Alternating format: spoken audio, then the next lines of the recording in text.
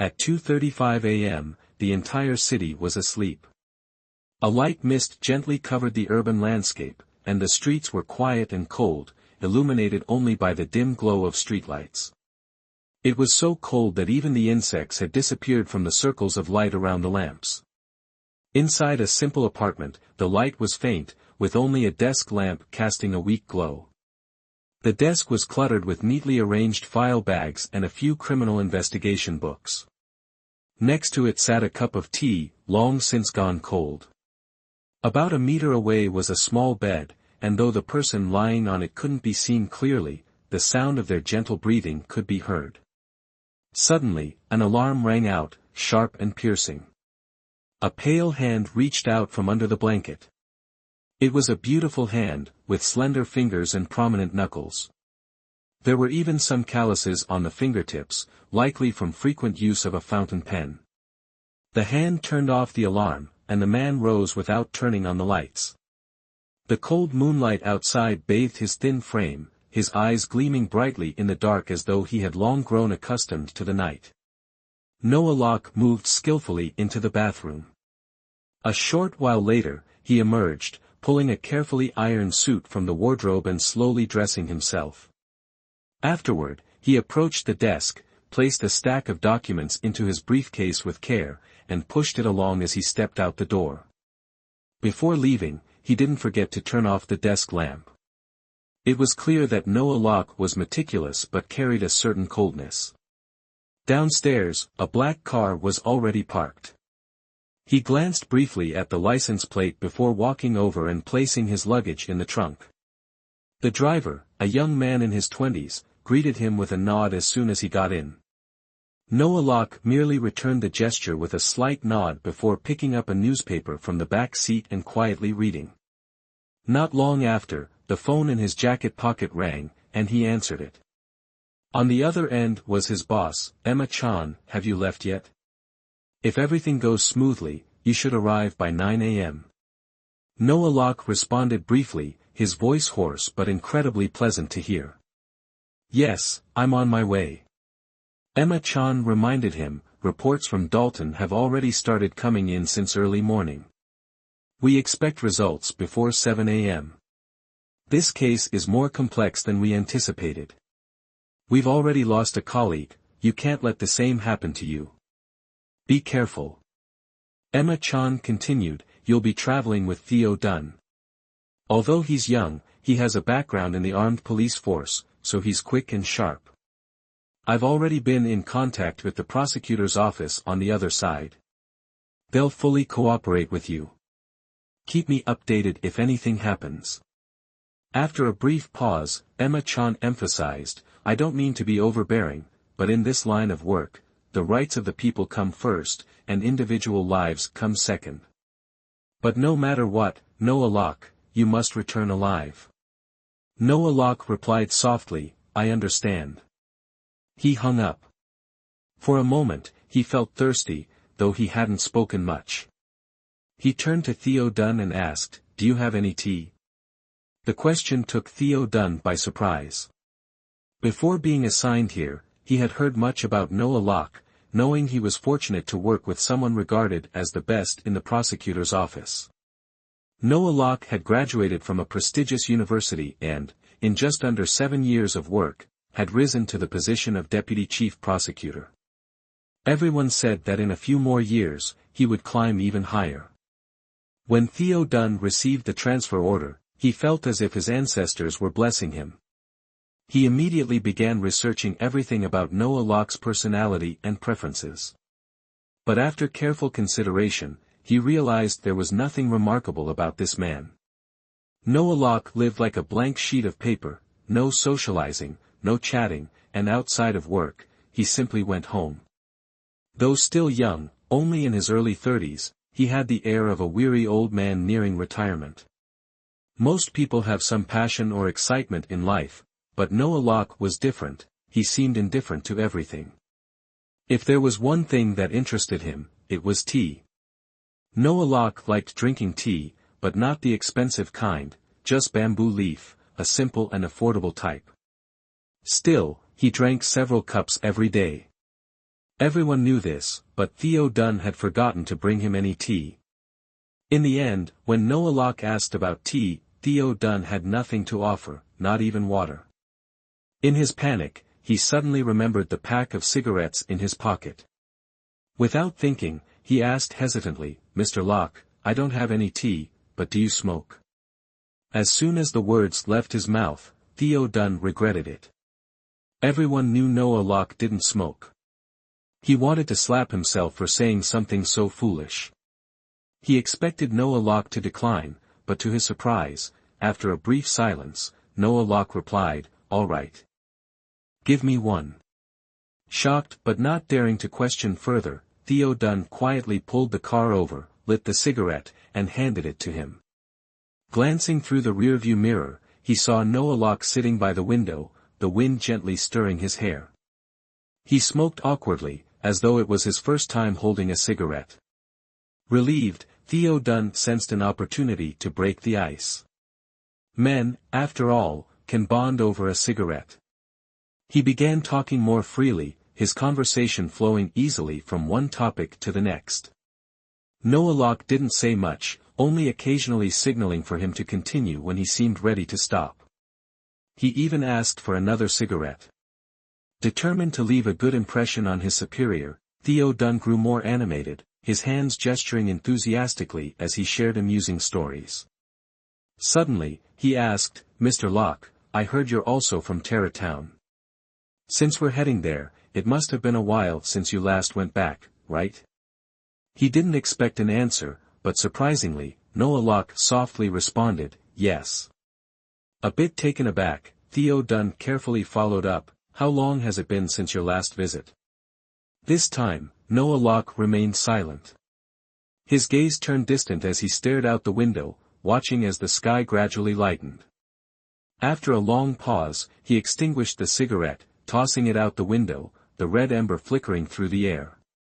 13 years, he said, his voice hoarse but filled with emotion. 13 years. A long, lonely stretch of time. Theo Dunn suddenly realized he had unwittingly touched on a sensitive subject. Not daring to say more, he kept quiet, and the atmosphere in the car became heavy with silence. The vehicle rolled on, and Noah Locke didn't ask for another cigarette.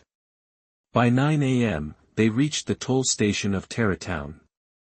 Out of nowhere, Noah Locke asked, "Is today the winter solstice?" Surprised, Theo Dunn answered, "Yes, that's right, Mr. Locke." He remembered it clearly because that morning, his mother had made him a plate of dumplings, reminding him that it was tradition to eat dumplings on the winter solstice. Noah Locke didn't say anything more. When they arrived in the city center, he suddenly asked Theo Dunn to stop the car and got out by himself. Theo Dunn thought Noah Locke had stopped to buy dumplings since it was the winter solstice, but that wasn't the case. He walked past the breakfast shop and entered a jewelry store next door. Noah Locke stayed inside for quite a while, and when he finally came out, Theo Dunn saw from afar that he carefully placed a small, beautifully wrapped jewelry box into his coat pocket. When Noah Locke got back into the car, Theo Dunn couldn't help but ask respectfully, "Mr. Locke, is that a gift for someone special? Is today a special occasion?" Noah Locke responded with a soft his eyes drifting toward the window, his gaze revealing a hint of nostalgia, as if he was recalling something beautiful. The corners of his mouth curved into a faint, fleeting smile. "Is it for someone special?" Theo Dunn asked curiously, his eyes betraying his excitement. Suddenly, Noah Locke fell silent, and the smile faded. After a long pause, he answered quietly, "For someone who was once very important to me." The winter solstice was the birthday of Chloe Trinton, and that was why she was given that name. Every year on her birthday, she felt immense happiness because she had a father who adored her, Victor Trinton, and an older brother, Cole Trinton, just 1 year her senior, who always looked after and protected her. Chloe Trinton's mother wasn't part of this story, as Madame Trinton had passed away when she was still young, suffering from postpartum depression. One day, without anyone noticing, she quietly left the house and tragically fell into the river. By the time they found her, it was too late. Losing her mother at a young age, Chloe Trinton was left to rely on her father and brother for support. Everyone urged Victor Trinton to remarry, but out of deep love for his late wife, he refused. It wasn't until he reunited with his first love, Helen Trinton, that his life began to change. Helen Trinton had been Victor Trinton's high school classmate. They had once been in love, but due to differences in family backgrounds, they couldn't be together. After graduation, Helen Trinton worked at a ceramics factory, while Victor Trinton continued his education, and over time, they drifted apart. Later, Helen Trinton married Kevin Locke, and Victor Trinton married the daughter of a local secretary. After marrying, both lived their separate lives in peace. Helen Trinton and Kevin Locke had a son named Noah Locke, a bright and intelligent boy who always made his parents proud. But misfortune struck when Noah Locke was only 9 years old. Kevin Locke developed chronic pneumonia, and most of the family's income went toward his treatment. The previous year, both husband and wife had lost their jobs, plunging the family into financial hardship. Noah Locke was preparing to enter high school, but the tuition fees were far beyond what they could afford. In his despair, Kevin Locke made the tragic decision to take his own life, leaving Helen Trinton and their son in dire straits. Just as things seemed hopeless, Helen Trinton unexpectedly reunited with Victor Trinton, and the two rekindled their old flame. Not long after, Victor Trinton decided to marry Helen Trinton and bring her and her son to live with him. At that time, Noah Locke was 17 years old. This new marriage was met with strong opposition from Victor Trinton's children, especially Chloe Trinton and Cole Trinton, who vehemently protested, unwilling to let their stepmother and her son enter their lives. Victor Trinton was a wealthy businessman in the area, owning a successful lubricant manufacturing company with branches all over. While Helen Trinton was struggling to make ends meet, Victor Trinton was living in the most expensive mansion in the city. The economic gap between them was vast, leading people to gossip that Helen Trinton had married Victor Trinton for his money. Conversely, others believed that Victor Trinton had married Helen Trinton only for her beauty. Though Helen Trinton was nearing 40, she still retained her gentle, delicate beauty, without the need for makeup. Many people who saw her even thought she was just over 30. The love between Victor Trinton and Helen Trinton was always a mystery to others, especially to the immature children in the family. Chloe Trinton was perhaps the most upset when she turned 16, as she had to face the two people she despised most at her birthday party, her stepmother and the woman's son. From that moment on, Chloe Trinton's life was no longer filled with joy, and the house became rife with arguments. Her older brother, Cole Trinton, had a fiery temper. He couldn't stand Helen Trinton and her son and didn't hesitate to show it. He even insulted Helen Trinton to her face, "You're just a gold-digging vixen, clinging to someone rich even at your age. Don't you have any shame?" Not stopping there, he also humiliated Noah Locke, Helen Trinton's son, "And you, aren't you ashamed? Whose house do you think this is that you dare to live here? You little brat, do you want to die?" Despite Cole Trinton's aggressive behavior, Noah Locke never reacted. Whether he was cursed at or beaten, he didn't fight back or say a word. Victor Trinton appreciated this, thinking that Noah Locke had great self-control and foresight, qualities that would take him far in life. But Cole Trinton viewed him with disdain, telling his sister Chloe Trinton, "Do you think he would dare fight back? Whose house does he think this is?" Chloe Trinton shared her brother's sentiments and had no fondness for Helen Trinton and her son. After marrying Victor Trinton, Helen Trinton went to work at his factory, leaving Noah Locke alone in the house. Unable to do anything to Helen Trinton, Chloe Trinton vented her frustrations on Noah Locke, but he remained indifferent, never paying her any mind. After the winter break, Noah Locke moved out of Victor Trinton's house. He was always quiet, so his absence at the dinner table went unnoticed until Victor Trinton asked, "Where's my son?" Helen Trinton calmly replied, "Noah prefers staying in the dormitory. The new semester has started, and he's moved back in." Everyone knew this was just an excuse to avoid the household conflict. Victor Trinton believed that Noah Locke had moved out because of his 2 children. He scolded them in front of Helen Trinton, as if to show he was standing up for her. He then asked Helen Trinton to call Noah Locke back home, but she simply smiled and declined, saying that things were fine the way they were.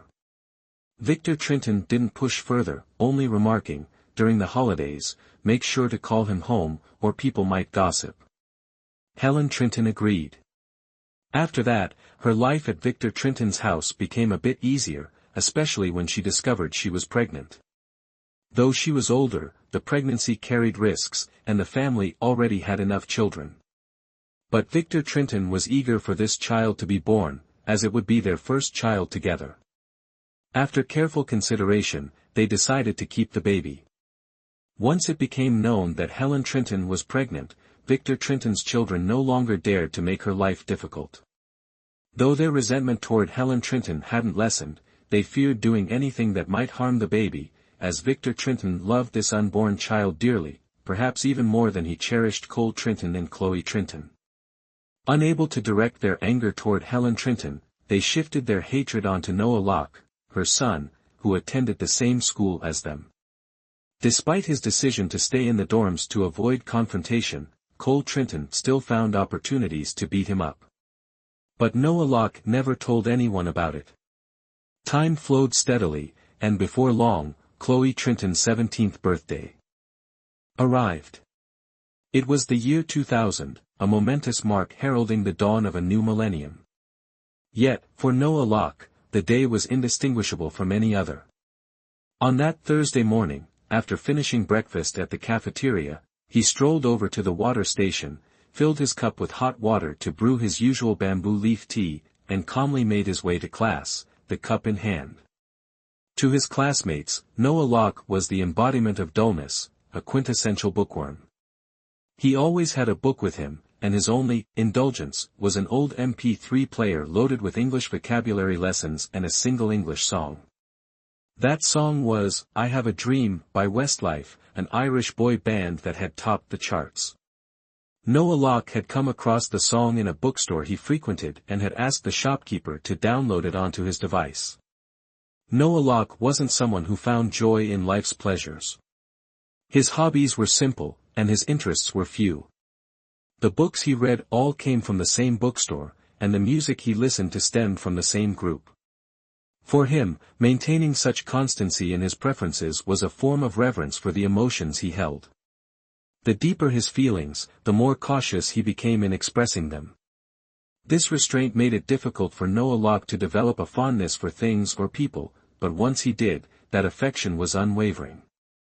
When Noah Locke entered the classroom, his MP3 player still in his ears, most of the students were already there. Luke Stanton, the class president, was standing with a large, elegantly wrapped box, handing out slices of cake. As Noah Locke walked in, Luke Stanton stopped him, pulling out a neatly cut triangle of cake and handing it over. A bit taken aback, Noah Locke instinctively frowned, his eyes falling on the cold slice of cake in his hand. Sensing his confusion, Luke Stanton smiled, gave him a friendly pat on the shoulder, and explained, "This is from the 9th grade class. It's Chloe Trinton's birthday today, and it also happens to be the start of the new millennium." Cole Trinton, her doting older brother, rented out the entire school courtyard for the celebration. Every single student is getting 2 slices of cake. This is real cream cake, you know, just one slice costs over 10 yuan at the bakery. Can you even imagine the cost of feeding the whole school? This is the life of the wealthy, making people like us green with envy. Luke Stanton continued, "Oh, and when you've had your cake, if you happen to bump into Chloe Trinton, make sure you wish her a happy birthday." Her brother Cole Trinton made it clear that eating the cake without giving thanks wouldn't be proper. With that, Luke Stanton moved on to distribute more slices. Noah Locke returned to his seat, the untouched cake still in his hand. Around him, his classmates were eagerly eating and gossiping about Chloe Trinton and Cole Trinton, their conversation brimming with remarks about the family's immense wealth and ostentatious displays. Their words dripped with a mixture of envy and bitterness. Noah Locke remained silent, his face impassive as the chatter continued. He didn't touch the cake in front of him. Noticing this, his deskmate Keith Kenton nudged him and said, "Hey, why aren't you eating? If you leave it too long, the cream will melt, and it'll go to waste. This kind of cake doesn't come around often, it's too expensive to pass up." The fact that Noah Locke came from a poor family was common knowledge in the class.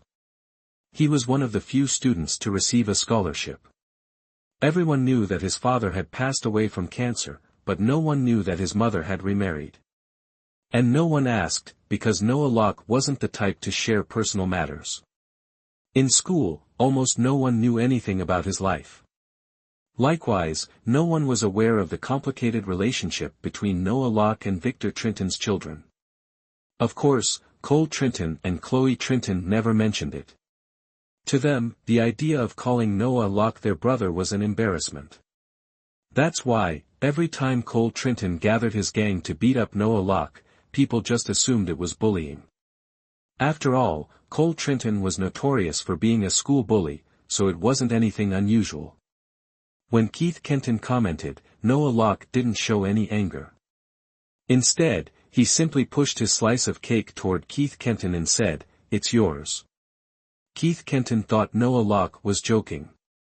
"Really? You're not going to eat it? Why not? It's delicious. You don't like sweets? I've noticed you don't snack much." Afraid that Noah Locke might change his mind, Keith Kenton quickly grabbed the cake and started eating while chatting away. Noah Locke didn't respond, simply putting his MP3 player back on and continuing to study his English vocabulary. Meanwhile, Keith Kenton busied himself with devouring his second slice. The student sitting behind him couldn't resist teasing, "Hey, Keith Kenton, that's your second slice. You better wish Chloe Trinton a happy birthday twice now." Keith Kenton laughed, "Yeah, right. Who's actually going to run into Chloe Trinton to say happy birthday? If I saw her, I'd run the other way. She's got such a bad temper, one wrong word, and I'd be done for." Another classmate chimed in, "Getting scolded would be the least of your worries. I'm more scared she'd go tell her brother. Everyone knows Cole Trinton is infamous for fighting, he can turn anything into a weapon." The boy continued, "I heard that last month, Cole Trinton broke the arm of a guy from the vocational school just because he whistled at Chloe Trinton when she walked by." "Really? Broke his arm and no one pressed charges?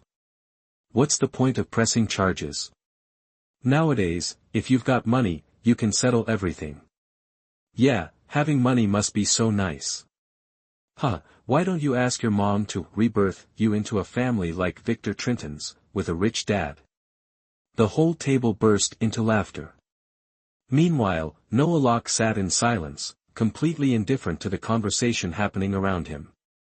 He continued studying his English vocabulary, as if the people they were talking about had nothing to do with him. After class, when the lunch bell rang, Noah Locke stood up and quietly left the classroom, heading toward the cafeteria.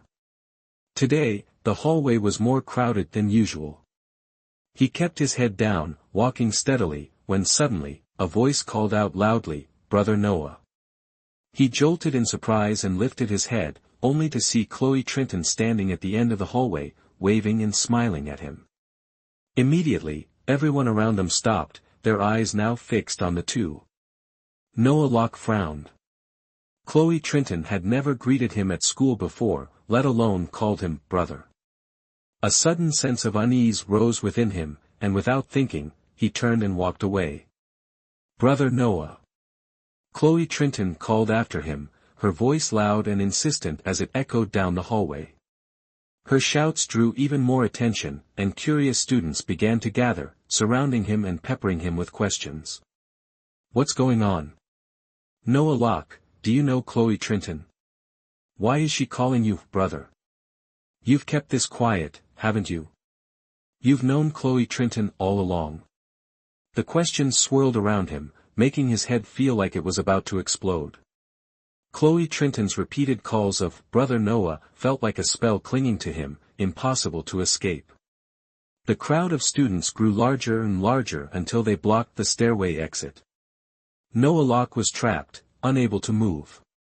He looked up, only to see Chloe Trinton standing on the steps above him, smiling at him with a mischievous glint in her eyes. Panting from her chase, Chloe Trinton gazed at Noah Locke, her small face flushed from running too fast. Noah Locke stared at her, his breath catching in his throat. Before she could call him by that sweetly irritating nickname again, he took a few quick steps forward, grabbed her by the collar, and nearly dragged her toward a more secluded staircase.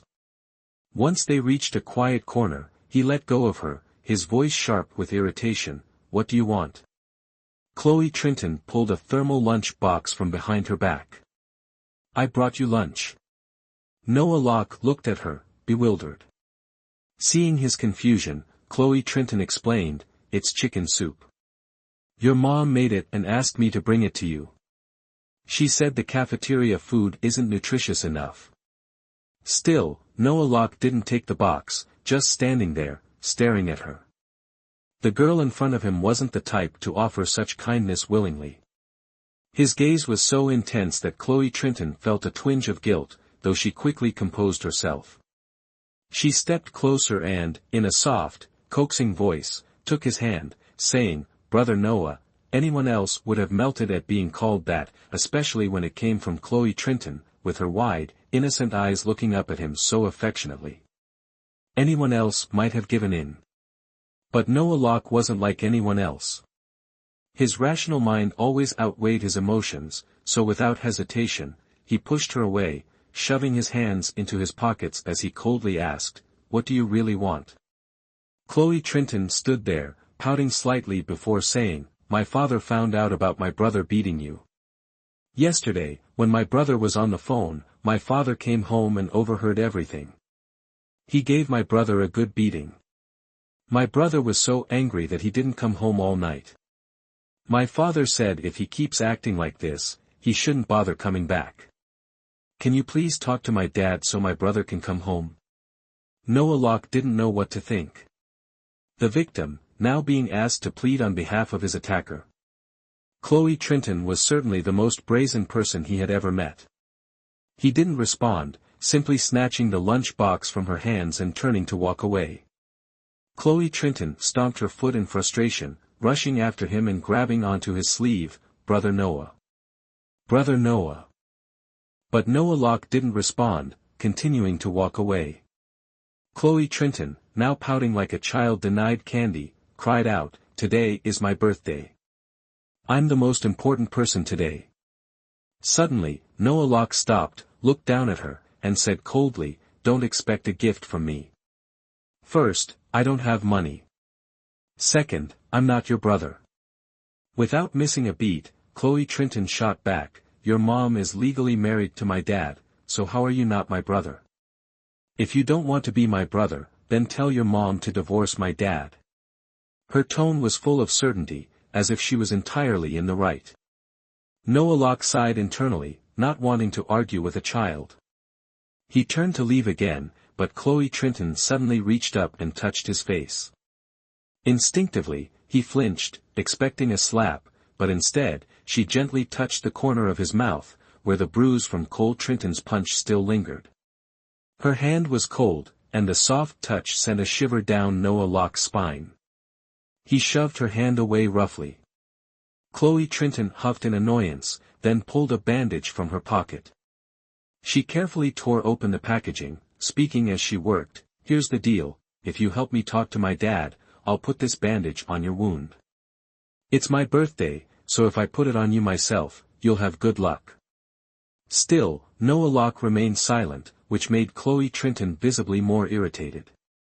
She looked up at him with a pout, her face filled with frustration. When Noah Locke finally returned to class with the thermal lunch box in hand, most of his classmates were already seated. The moment he walked in, they swarmed around him, eager to find out what had happened between him and Chloe Trinton. Noah Locke, being a man of few words, especially when it came to personal matters, simply gave a 3-word response, "We're not close." His classmates immediately buzzed with disbelief. "What do you mean, not close? We literally saw you drag her away. And she even called you Brother Noah. Do you think we're deaf?" If you don't want to talk about it, fine, but don't act so high and mighty. Seeing that they wouldn't get any more out of him, his classmates eventually gave up and returned to their seats, disappointed. After all, this was the final year of school, and there wasn't much time for idle gossip. Once the crowd dispersed, Noah Locke sat down and focused on his lunch. Chloe Trinton hadn't been lying, the food in the thermal box was indeed made by Helen Trinton, his mother. Noah Locke wasn't picky when it came to food, so he quickly finished the meal. Afterward, as per his habit, he headed to the cafeteria to get more hot water to brew tea. The tea leaves were leftovers from the day before, not yet replaced with fresh ones. The flavor wasn't great, but it was enough to help him digest his meal. By the afternoon, the chatter about Noah Locke had gradually subsided, giving him a slight sense of relief. He knew that things would eventually blow over, and he had the patience to wait it out. However, perhaps due to drinking the leftover tea leaves from the day before, Noah Locke began to feel a dull ache in his stomach. He had to make frequent trips to the restroom, leaving him so exhausted that Luke Stanton and a few other classmates had to help him to the school infirmary. Since the others had to return to class, Noah Locke was left alone, hooked up to an 4-drip in the infirmary. The doctor informed him that he had food poisoning, which had triggered continuous bouts of diarrhea. Noah Locke's first thought immediately went to the thermal lunchbox that Chloe Trinton had given him earlier. He sighed, a wave of disappointment washing over him. Why was I foolish enough to think Chloe Trinton would be kind enough to bring me food? Noah Locke let out a bitter laugh. If she didn't poison it, that was already a big favor. At first, he thought it was just his own suspicions. But when Chloe Trinton appeared in the infirmary with a triumphant look on her face, he was absolutely certain he was right. "Brother Noah, I heard you had diarrhea and needed an 4-drip, so I came to check on you." Her voice was sickly sweet, her eyes sparkling as if she genuinely cared. Even the school nurse was moved, asking, "Is this your sister? She's been so worried about you." Noah Locke smirked internally. "Sister? She's here to see if I'm still alive, that's more like it." Outwardly, though, he kept his face neutral. He hated being made a spectacle of, and the last thing he wanted was to explain the awkward relationship between him and Chloe Trinton. It was clear Chloe Trinton had come to mock him, but she didn't leave the infirmary until after Noah Locke had finished his 4. On his way back, he thought to himself, she must have a lot of free time. Doesn't she need to go to class? It wasn't until he ran into a group of Chloe Trinton's classmates that he found out why. Today's last period was physical education, giving her the spare time to follow him around. By the time Noah Locke left the infirmary, it was already dark. The school gate was crowded with students, most of whom were hurrying home for dinner, while others gathered around the nearby snack stalls. Noah Locke didn't feel particularly hungry, but he decided he should eat something anyway. The doctor had advised him to regain his energy, so he headed to the cafeteria. Chloe Trinton followed closely behind, and though Noah Locke knew exactly what she was up to, he chose not to confront her. The school cafeteria was rarely packed, as most students complained about the food being tasteless. But Noah Locke often ate there, finding the meals both cheap and clean. When he arrived, only a few groundskeepers were sitting and eating, with hardly any students around. Noah Locke picked out a simple meal for himself and prepared to swipe his card. Suddenly, Chloe Trinton appeared beside him, grabbing a meal identical to his and swiping his card instead. "Thanks," she said with a bright smile. Noah Locke's expression tightened, irritation flashing briefly across his face, but he remained silent. He had never met anyone so shameless. After slipping him laxatives in his lunch, she now expected him to pay for her meal. Despite his annoyance, Noah Locke paid for both meals. Chloe Trinton, completely unconcerned with what Noah Locke might be thinking, seemed determined to stick with him that day. Noah Locke found a seat and quietly ate his meal. Chloe Trinton sat across from him without hesitation, poking at the items on her tray that she didn't like. "Ugh, this stuff is terrible," she complained, grimacing, but she continued to chew on a large piece of chicken from her tray, eating while grumbling. The cafeteria workers couldn't stand watching Chloe Trenton any longer. One of them approached and scolded her, "Hey, why don't you appreciate the food you're eating? Don't forget how hard farmers work to grow it." Another chimed in, "Exactly, you shouldn't waste food." Embarrassed at being reprimanded in front of everyone, Chloe Trenton's face turned red as she awkwardly glanced around. All she wanted to do was get up and leave, but one of the workers firmly placed a hand on her shoulder and said, "Finish your meal before you go." Her eyes welled up with tears, on the verge of crying. She glanced at Noah Locke, hoping he would intervene. When the workers weren't looking, she quickly slid the vegetables she didn't like onto Noah Locke's tray. He paused for a moment but said nothing, quietly eating the food she pushed toward him. Afterward, he picked up the untouched piece of chicken from his own tray and placed it on hers. Chloe Trenton stared at the chicken in surprise, her chopsticks hovering in the air. Her face flushed as she found herself at a loss for words. Noah Locke glanced up briefly at her and said, "Wasting food isn't a good habit," before lowering his head and continuing to eat. Once he finished his meal, Noah Locke prepared to head back to class, but Chloe Trenton stubbornly continued to follow him. As they walked, many students stared, causing Noah Locke to feel a headache coming on. He slowed his pace and suddenly stopped, causing Chloe Trenton to bump straight into his back, leaving her momentarily dazed. She heard him say coldly, "Let me borrow your phone." Chloe Trenton blinked in confusion for a moment before realizing what he intended. She quickly handed him her phone, already pulling up her father's number, then passed it to Noah Locke. She whispered, "Just tell my dad you're staying in the dorm, not because of my brother." Noah Locke said nothing, remaining silent until the call connected. Once the other end picked up, he spoke briefly, "Hello, Uncle, it's Noah. Today I'll be going home with Chloe." Before Victor Trenton had a chance to respond, Noah Locke hung up and handed the phone back to Chloe Trenton. Having gotten what she wanted, Chloe Trenton's demeanor immediately shifted, returning to her usual arrogant self.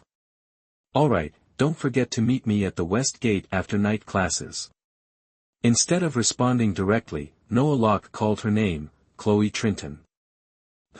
She replied, her voice curious, as his tone was low but oddly captivating.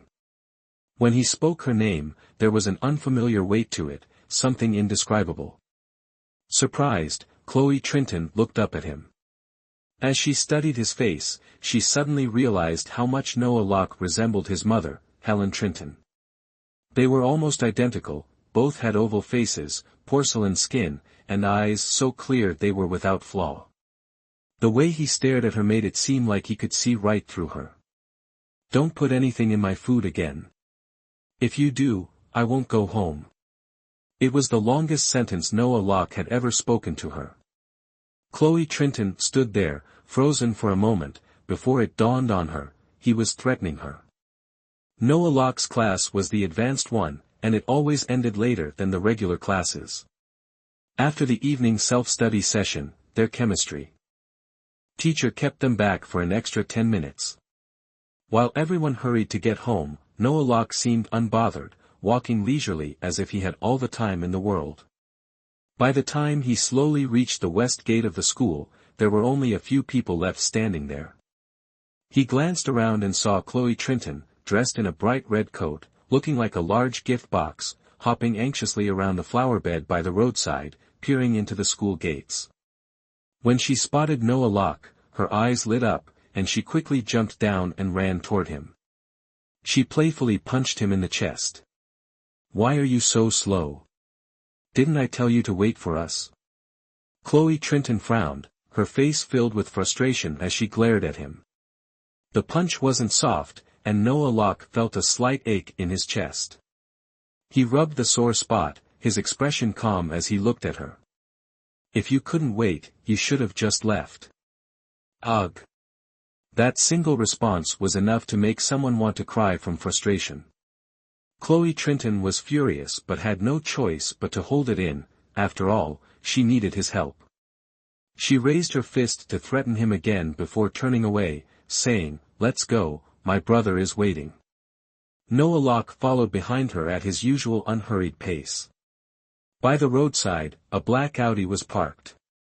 In the front passenger seat was a young man wearing a beige hoodie, his head down, focused on a video game. His black jacket was tossed carelessly to the side. Chloe Trinton knocked on the car window, calling loudly, "Brother, unlock the door."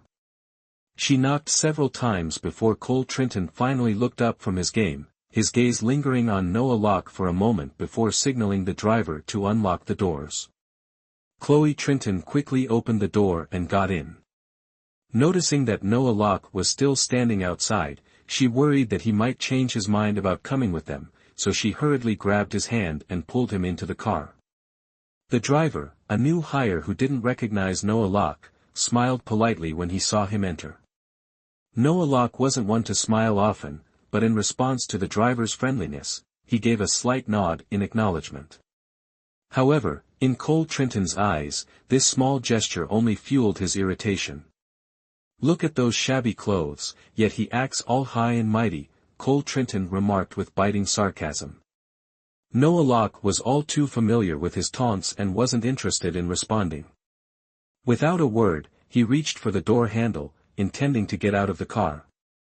Seeing this, Chloe Trinton quickly grabbed his arm and shouted at her brother, "Do you want to go home or not? If you do, then shut up." Her words hit Cole Trinton right where it hurt. He didn't say anything more, only angrily slammed his fist against the car door. The loud thud echoed in the car, but he didn't wince in pain. Chloe Trinton didn't feel any pain from his punch, but her heart ached for her brother.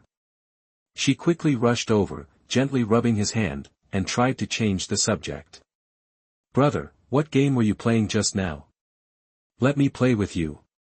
Cole Trinton was well known as a national treasure of a brother. As long as Chloe Trinton was happy, there was nothing he wouldn't put up with. Playing video games with his little sister was no big deal. The moment she asked, he immediately handed over his brand new PSP console. But Chloe Trinton didn't really intend to play. She was just being playful. Cole Trinton explained the game rules to her several times, but she still pretended not to understand. In the end, he had to play the game himself while she knelt on the seat, leaning on his back, watching intently. Every time he pulled off a slick move in the game, she showered him with praise. Cole Trinton, basking in his sister's admiration, couldn't stop smiling. It was clear to everyone just how close the bond between the two siblings was. Noah Locke, sitting in the back, quietly observed them for a while before turning his gaze to the window, watching the city nightscape slowly quiet down. Despite the laughter and chatter around him, it felt as though none of it had anything to do with him. The Trinton family's villa was located in Violet Garden, a well-known affluent neighborhood in Tarrytown, not far from the school. This was Noah Locke's second time coming here. He had stayed for a few days once before but hadn't paid much attention to the place. Sitting in the car, he glanced at the identical-looking villas, unable to distinguish which one was the main house. The driver, familiar with the route, drove deeper into the villa complex with ease. Chloe Trinton and Cole Trinton were still absorbed in their game, oblivious to the fact that they were nearing their destination. When the car finally stopped in front of one of the last villas, Chloe Trinton was still shouting excitedly, "Come on, brother, finish him off." Caught up in the game and unsteady in her seat, combined with the sudden stop of the car, Chloe Trinton lost her balance and tumbled backward. Earlier, she had prepared 2 cups of hot bubble tea, one for her brother and one for herself, but none for Noah Locke. As she fell, she tipped directly toward the 2 steaming cups. Cole Trinton noticed and immediately reached out to catch her, but his seatbelt held him back, preventing him from grabbing her in time. Chloe Trinton, panicking, flailed her arms, knocking over one of the bubble tea cups. The scalding liquid splashed onto her hand, causing her to cry out in pain. In that split second, Noah Locke reacted swiftly, wrapping his arm around Chloe Trinton's waist and pulling her into his chest, while using his other hand to steady the tilting cup of tea. Noah Locke's hands were strikingly beautiful, pale, with veins delicately visible beneath the skin. But within moments, that hand was drenched in the hot tea. The burning sensation made him wince, and he quickly flicked his hand to shake off the liquid. Red, blistering burn marks began to spread across his smooth, pale skin like small, ugly scars. Terrified, Chloe Trinton clung tightly to him, forgetting to push him away. It was Cole Trinton who reacted first. He quickly opened the car door and lifted Chloe Trinton out. "What are you standing there for? Get inside and wash your hand now," he shouted at Noah Locke, his eyes full of concern for his sister.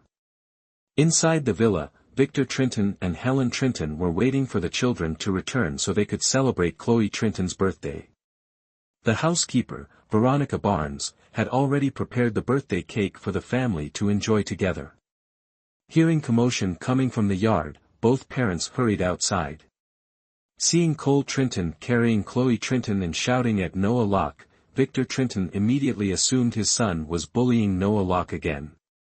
Furious, he stormed toward Cole Trinton, about to slap him, but Helen Trinton quickly rushed forward and held him back. When Helen Trinton saw the burn on Noah Locke's hand, her eyes reddened with distress. She gently grabbed his hand and pulled him inside the house, calling out before they even reached the door, "Veronica Barnes, bring a basin of cold water." Veronica Barnes responded immediately, "Yes, right away." Helen Trinton sat in the living room, carefully washing the burn on Noah Locke's hand. Veronica Barnes soon returned with a box of ointments and bandages.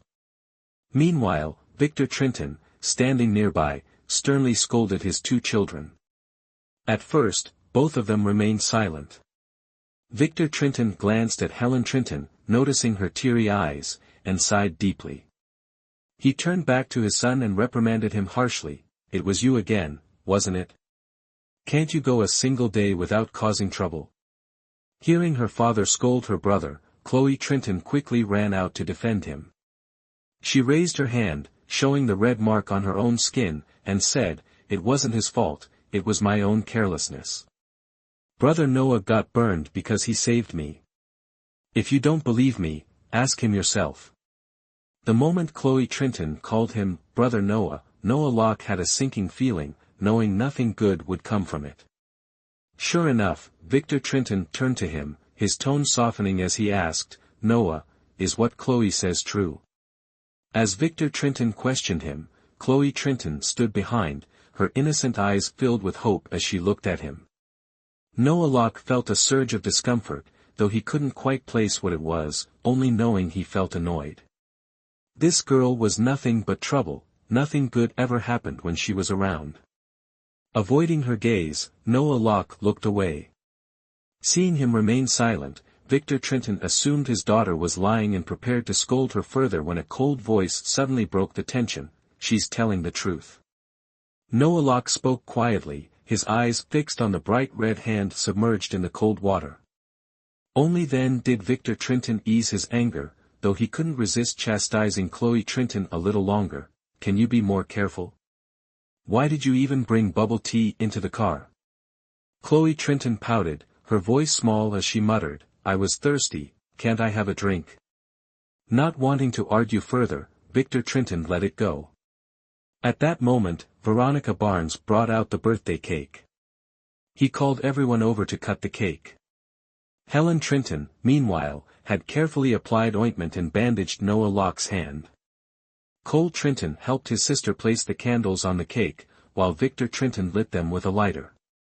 Everyone, except Noah Locke, gathered around Chloe Trinton, singing the birthday song. Noah Locke sat quietly in a corner, feeling utterly out of place. He considered leaving, but Helen Trinton gently tugged at his sleeve and shook her head. Resigned, he remained where he was, silently watching as Chloe Trinton blew out the candles and made her wish. After she finished making her wish, as was tradition, Victor Trinton smiled and asked, "What did you wish for this year? Let's see if Dad can make it come true." Chloe Trinton stood up straight, smiling brightly at everyone. I wish that our family will always be happy." As she spoke, her gaze landed on Helen Trinton and her son. Noah Locke looked at her, and while her innocent smile seemed harmless, he knew all too well that when she said, "family," she wasn't including him or Helen Trinton. Hearing his daughter's wish, Victor Trinton clapped enthusiastically, laughing, "Such a good girl, you really understand the importance of family." Chloe Trinton began cutting the cake, and Victor Trinton instructed her to cut the biggest slice for Noah Locke. She glanced up at her brother before reluctantly bringing the plate of cake to Noah Locke. However, Noah Locke didn't take it. His hand was bandaged, making it difficult to hold anything, and even more so, he simply didn't want the cake. He had no desire to take something that wasn't given willingly. Seeing him refuse, Victor Trinton looked a bit embarrassed, but Chloe Trinton seemed quite pleased. After all, she had offered, and if Noah Locke didn't accept it, it wasn't her fault. In the end, Helen Trinton took the cake on his behalf. Because of his injured hand, Noah Locke decided to eat later. Cole Trinton had secretly prepared fireworks, hidden in the garage as a surprise for Chloe Trinton. The whole family happily headed out to the yard to set off the fireworks, but Noah Locke stayed behind, quietly retreating upstairs to his room. Worried, Helen Trinton followed him. Entering his room, Noah Locke placed the untouched birthday cake on the table and sat in silence. Helen Trinton looked at him, concern etched on her face, and softly asked, "Noah, you're not happy, are you?" Noah Locke didn't respond, and seeing his silence, Helen Trinton's eyes welled up with tears. She quickly turned away, wiping them before stepping closer. Gently, she touched the cracked corner of his lip, her voice filled with sorrow. "It's my fault. I'm so sorry." Noah Locke, weary, closed his eyes. After a long pause, he finally replied, "As long as you're happy, that's all that matters." Just then, Victor Trinton came upstairs, calling for Helen Trinton to join him outside to watch the fireworks. She hesitated for a moment before following him. Outside, brilliant fireworks burst across the night sky, as beautiful as shooting stars. "Chloe Trinton, happy birthday. Did you really have to go all out like this?" Cole Trinton laughed loudly as he shouted. Chloe Trinton's clear, joyful laughter rang throughout the yard. "Huh, you're the best, brother. Wait, let me light this one, it looks like snow, it'll be beautiful." Noah Locke stood silently by the window, his gaze steady as he watched the two Trinton siblings laughing and playing together in the yard. He felt isolated, completely detached from everything around him. The fireworks were stunning, the night sky twinkled brightly, and laughter filled the air, but none of that joy belonged to him. Without meaning to, he felt a pang of envy. That night, Noah Locke stayed at the Trinton house, and the next day he returned to school. Though it had been just one short night, it was enough for Victor Trinton to believe that the relationship between Noah Locke and his two step-siblings had improved, if only slightly. Since the day Noah Locke was injured while saving Chloe Trinton, Cole Trinton had refrained from causing trouble for several days, and even Chloe Trinton had been avoiding him. This gave Noah Locke a welcome sense of peace. The end-of-term exams were approaching, and he was busy studying and preparing for the National Chemistry Olympiad. He didn't have time for any unnecessary distractions. At school, more and more people began to learn that Noah Locke was Victor Trinton's stepson. Although some classmates gossiped or asked him about it, he paid no attention. Noah Locke wasn't one to engage in idle conversation, and few could get him to talk. As a result, the rumors and chatter never affected him. Noah Locke returned to the Violet Garden neighborhood during the New Year's holiday. School was closed for 3 days, and even the cafeteria was shut down. Worried that he wouldn't have enough to eat, Helen Trinton insisted he come home. Victor Trinton had a business trip to Guangzhou and took Helen Trinton with him, leaving the 3 children in the care of Veronica Barnes, the housekeeper. Before leaving, Victor Trinton gave strict instructions to his 2 children, telling them not to cause trouble and asking Noah Locke to keep an eye on things. But it made no difference, Trenton's children had never seen Noah Locke as an authority figure and had no intention of listening to him. As soon as their parents left, the house became the kingdom of Chloe Trenton and Cole Trenton. Cole Trenton invited friends over for parties that lasted 2 days, turning the villa into a chaotic mess. Noah Locke stayed in his room, never stepping out.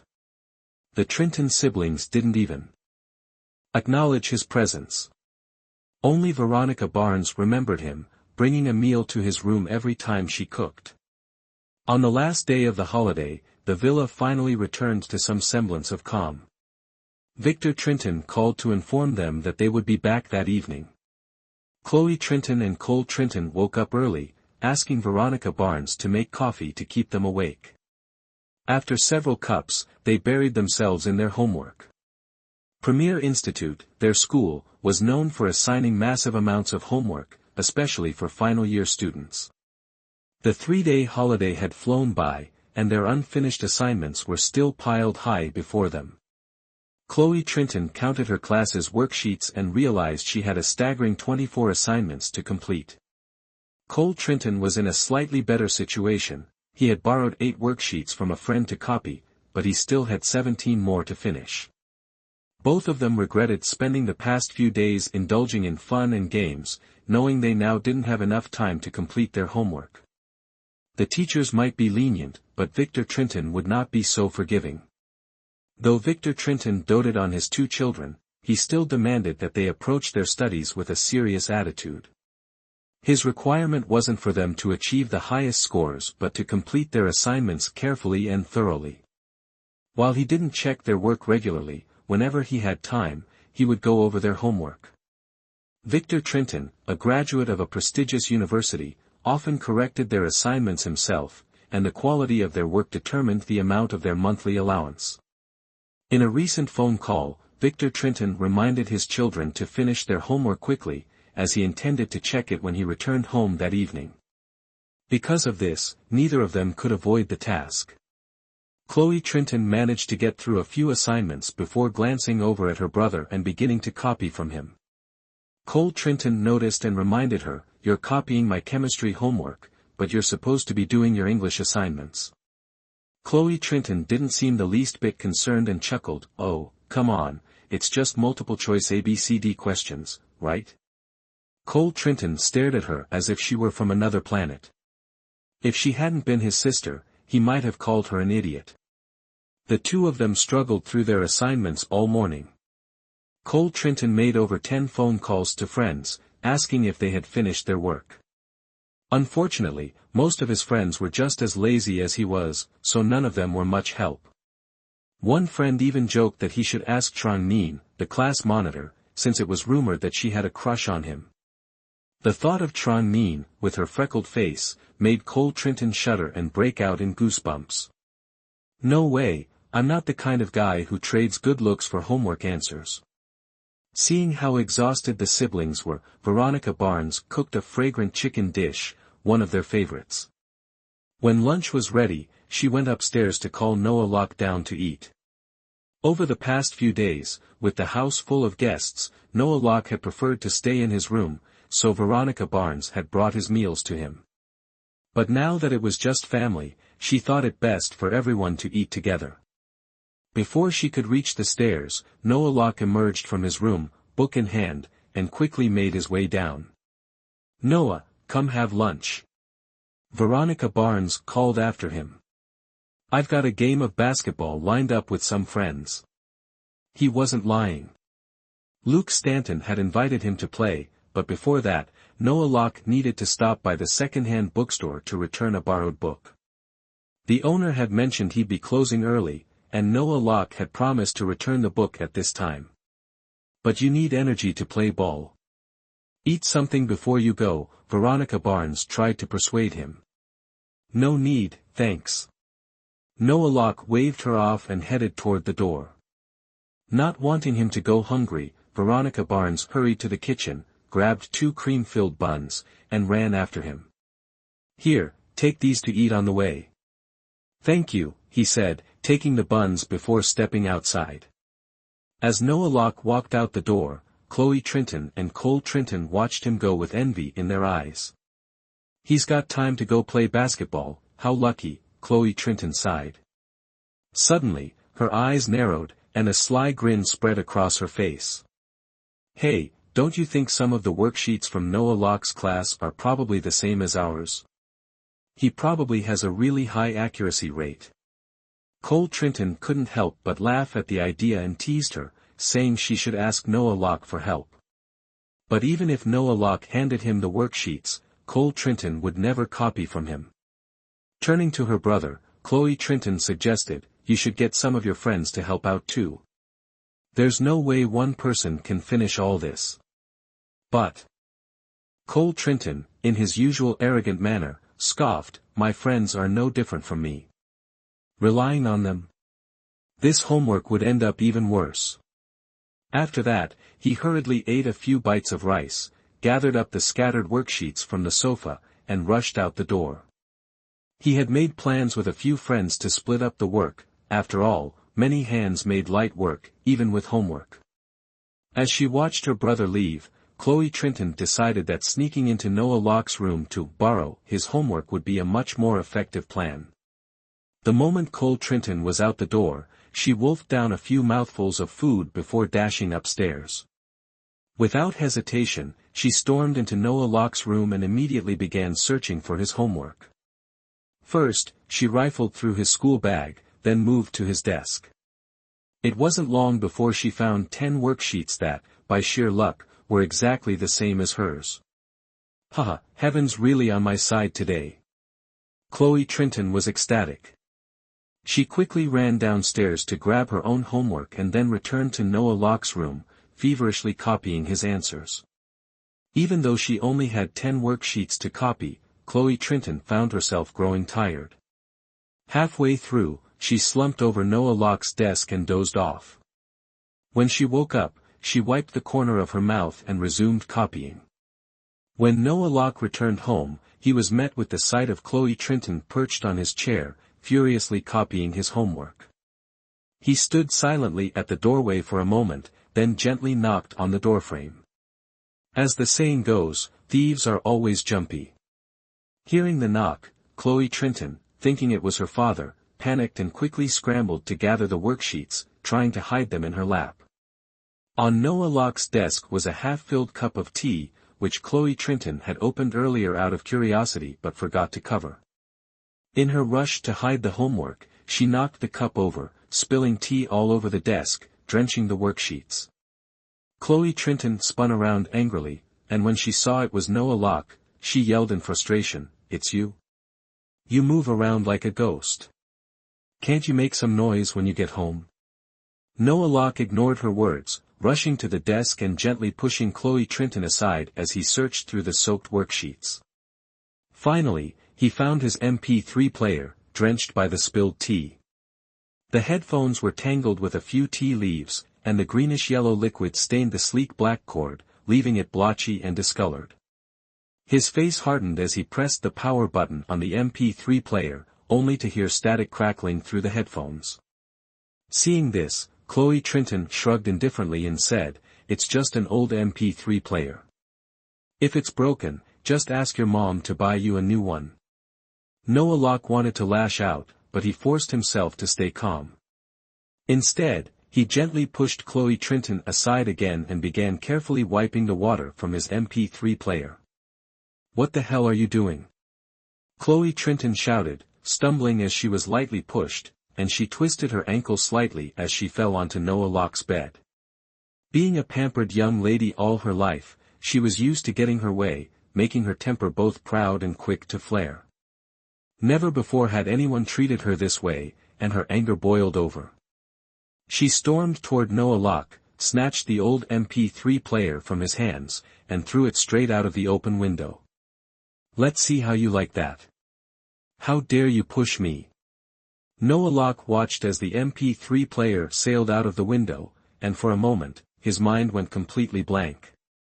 Before he could even process what had just happened, the sharp sound of a slap echoed through the room. The crisp smack stunned both of them. Noah Locke raised his hand, staring at Chloe Trinton's now red cheek in shock, frozen in place like a statue. Chloe Trinton couldn't believe she had been slapped. She stood still, her eyes wide with disbelief, tears welling up. Her lips quivered, and the tears began to fall, streaming down her cheeks. Before she could cry out, Noah Locke, acting on pure instinct, pulled her into his arms, holding her tightly, his hand gently patting her head as if trying to protect her. "Don't cry, don't cry. It was my fault. Please, don't cry anymore," he stammered awkwardly, trying to soothe her, but it was useless. Chloe Trinton's sobs only grew louder. The sound of her crying pierced through Noah Locke's heart, filling him with not only guilt but also a deep sense of frustration and heaviness. The uncomfortable feeling surged within him once again. After crying for a while, Chloe Trinton realized she was being held in Noah Locke's arms. Suddenly embarrassed and furious, she pushed herself out of his embrace, her face flushed red, and she shouted, "I'm going to tell my dad." Noah Locke, who had been berating himself for his impulsive slap, surprisingly felt a sense of relief at her words. If Chloe Trinton told her father, so be it. Victor Trinton adored his daughter, and even if he didn't punish Noah Locke out of respect for Helen Trinton, he certainly wouldn't look favorably upon him. As winter break approached, Noah Locke managed to secure a part-time job and made arrangements with the bookstore owner to work there throughout the holiday. Initially, he hadn't thought of a way to tell his mother about his plans to move out, but now this situation provided him with the perfect excuse. With that in mind, Noah Locke no longer felt the need to console Chloe Trinton. Her face flushed red with anger, Chloe Trinton stormed out of his room. However, moments later, she returned, her face even redder than before, like a ripe tomato. Furious, she hurriedly gathered all her worksheets from Noah Locke's desk and dashed out again, not forgetting to leave behind a threat, "Just wait and see." Noah Locke stood silently, not responding. Once she was gone, he began tidying up the mess she had left on his desk. That evening, Veronica Barnes prepared a simple dinner with some fresh farm produce and a pot of chicken soup. She went upstairs to call the children down for dinner. Passing by Noah Locke's room, she knocked several times, but he didn't hear her, as he was engrossed in reading The Godfather, which he had just borrowed from the second-hand bookstore. The novel came in 3 volumes, but he had only managed to borrow the first one, someone else had already taken the remaining 2. It wasn't until Veronica Barnes knocked a second time that Noah Locke lazily got up to open the door. "What's the matter?" he asked. Seeing the book in his hand, Veronica Barnes's face lit up with a warm smile, and she patted him on the shoulder. "Come down for dinner, dear," she said. Noah Locke nodded softly. "I'll be down in a minute," he replied, and she moved on to call Chloe Trinton. In her room, Chloe Trinton was frantically working on her unfinished assignments, her expression one of deep frustration. Victor Trinton was due back soon, but she still had 5 worksheets left to complete. Some of them she had copied from Noah Locke, others she had hastily completed by filling in the multiple-choice answers, while the essay portions were sloppily doodled just to get them over with. If Noah Locke was the exemplary student, Chloe Trinton was the quintessential underachiever, constantly ranking at the bottom of her class. It wasn't that she wasn't smart, she was. But schoolwork was like an insurmountable wall for her. Even when she tried to study, her mind wandered elsewhere. Chloe Trinton spent most of her time daydreaming, and it was no surprise that her grades suffered as a result. Luckily for her, she was a talented art student preparing for entrance exams at an art academy, so academic grades weren't as important for her. Hearing Veronica Barnes knock on her door, Chloe Trinton responded irritably, "I'm not eating. I still haven't finished my homework." Veronica Barnes knew how much Chloe Trinton feared her father, but she just smiled and didn't push further. Instead, she turned and called Noah Locke down for dinner. Cole Trinton still hadn't returned, but Veronica Barnes didn't plan on waiting for him. She had been working for the Trinton family for nearly 10 years, and they treated her like one of their own. She knew everyone's personality well. If Cole Trinton was out with friends, he wouldn't be home until late, and even if he wanted to come back early, his friends would drag him out for dinner before finally letting him go. That evening, it was just Veronica Barnes and Noah Locke having dinner together. After they finished, Noah Locke returned to his room to continue reading, while Veronica Barnes busied herself in the kitchen. Around 8 p.m., headlights swept across the yard. Victor Trinton and Helen Trinton had returned. Hearing her father's voice, Chloe Trinton sprang down the stairs like a little bird, throwing herself into Victor Trinton's arms, exclaiming, "Dad! What did you bring me?" Victor Trinton patted her head, gently pushing her away with a mock-serious expression. "Have you finished your homework? Bring it here for me to check first, and then we'll talk about gifts." Chloe Trinton pouted, clearly reluctant but still went upstairs to fetch her homework. Meanwhile, Noah Locke also heard the commotion and quietly made his way downstairs. Unlike Chloe Trinton, he didn't come down hoping for gifts. He simply felt that staying hidden in his room after the adults arrived would be impolite, so he wanted to show his respect by being present. When Victor Trinton spotted Noah Locke, his face lit up with warmth. He turned to Helen Trinton and asked her to retrieve a long, elegantly wrapped box from his briefcase. Handing it to Noah Locke, he insisted he take it. Noah Locke hesitated, declining at first, but Victor Trinton firmly pressed the gift into his hands, saying, "Take it. If you don't, you'll hurt my feelings." Glancing at Helen Trinton for reassurance, Noah Locke saw her nod. So he reluctantly accepted the gift. Sensing Noah Locke's lack of enthusiasm, Victor Trinton appeared momentarily awkward, but the tension was broken when Chloe Trinton came rushing back downstairs with her pile of homework. Some of Chloe Trinton's worksheets were crumpled, having been soaked by the spilled tea earlier.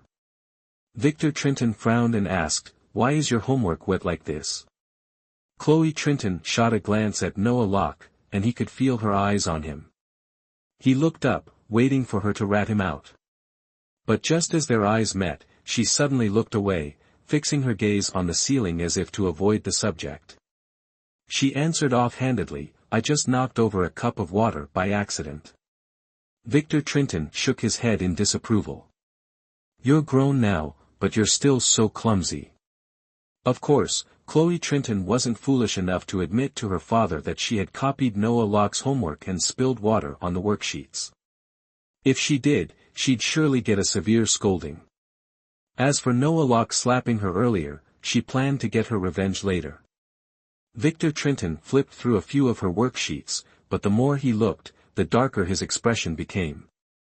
Finally, he couldn't take it anymore and tossed the stack of papers back into her hands. "Where's your brother?" he asked. At the mention of Cole Trinton, the sound of the front gate creaking open echoed from outside. Cole Trinton was chatting on the phone with a classmate as he walked in. He hadn't even reached the door yet when Veronica Barnes waved him inside, signaling that he should hurry. Cole Trinton immediately sensed something was wrong. He put his phone away, walked into the house, and was met with the sight of Victor Trinton standing in the living room with a tense expression. Helen Trinton looked uneasy beside him, and Noah Locke stood quietly to the side. Meanwhile, Chloe Trinton clutched her homework, looking pitiful, as if she had just been scolded. "Where were you?" Victor Trinton asked sternly. Instinctively, Cole Trinton hid his schoolbag behind his back. "I was doing group homework with my friends," he answered awkwardly. "Give me your homework." "Let me take a look," Victor Trinton ordered. Cole Trinton hesitated, unsure whether to hand over his bag. But before he could decide, Victor Trinton swiftly reached over and snatched the black fabric bag off his shoulder. With quick hands, he rummaged through it, pulling out a pile of yellow magazines and even a pornographic DVD, before finally finding his homework. Though Cole Trinton wasn't someone obsessed with such material, at his age, he and his male friends were naturally curious about these things. He had watched it with friends before, but never dared bring it home. The magazines were borrowed from a friend, and he had planned to sneak them into Noah Locke's bag as a prank. But before he could pull it off, he was caught by his father. Initially, Victor Trenton was only irritated that his son had come home late. But the moment he saw what had fallen out of the school bag, his anger boiled over. His eyes bulged with rage, and he raised his hand to strike Cole Trenton. Helen Trenton quickly intervened, rushing to hold him back, while Veronica Barnes hurriedly pulled Cole Trenton away to safety. Blocked by Helen Trenton, Victor Trenton couldn't hit his son, but he unleashed his fury through harsh words instead. "You disrespectful brat! How did I raise you? Not only are you doing poorly in school, but now you're bringing home this filth. Have you no shame? Are you trying to drive me to my grave?" Cole Trenton knew he was in the wrong and lowered his head, saying nothing. But as he listened to Victor Trenton's scolding, catching sight of Helen Trenton trying to calm his father down and the cold, detached look on Noah Locke's face, the stubbornness inside him flared up. He retorted, "You may have married her, but she will never be my mother." The calm facade of their family life had always masked underlying tensions. It only needed a spark to ignite, and when it did, it would hurt everyone. Victor Trenton was furious but tried to keep his composure. "Your mother is gone. Helen Trenton and I are legally married, and there's nothing wrong with that." Those words cut deep into both siblings. Chloe Trenton burst into tears on the spot, while Cole Trenton's face flushed with anger, and he shouted back, "It's not my fault that Mom died early. If you no longer loved her, why did you have us in the first place? You've got a child with her now, what do you need us for anymore?" Helen Trenton, sensing that Victor Trenton was too enraged to control his words, quickly stepped forward, gently attempting to de-escalate the situation. "My dear, your father didn't mean it like that. He's just—" Before she could finish, Cole Trenton shoved her hard, his eyes filled with hatred. Helen Trenton, being petite, was thrown to the ground by the force of the push. Suddenly, someone screamed, "There's blood!" All eyes immediately turned to Helen Trenton, where a dark red stain spread across her pants, blood seeping from her abdomen. She clutched her stomach, her face ashen, letting out a groan of pain before collapsing unconscious. Noah Locke rushed to his mother, cradling her in his arms. His hands were covered in blood, and he froze, his entire body trembling. Noah Locke, always the calm one, was now overwhelmed and unable to maintain his composure. Chloe Trenton stopped crying, and Cole Trenton turned pale, as if all the blood had drained from his face. Enraged, Victor Trenton grabbed a chair, ready to throw it at Cole Trenton, but Veronica Barnes managed to intervene just in time. "You ungrateful brat! If I don't beat you to death today, I won't be able to live with myself.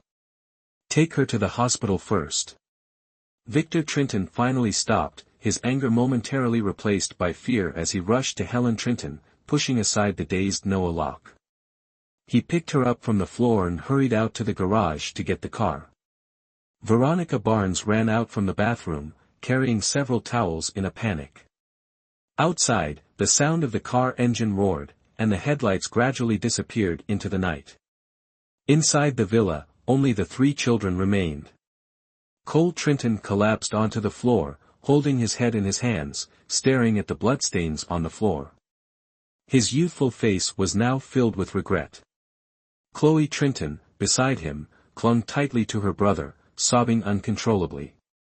"Brother, it's not your fault. It's not your fault," she cried, trying to comfort him. Noah Locke stood frozen in the middle of the living room, his hands still covered in his mother's blood.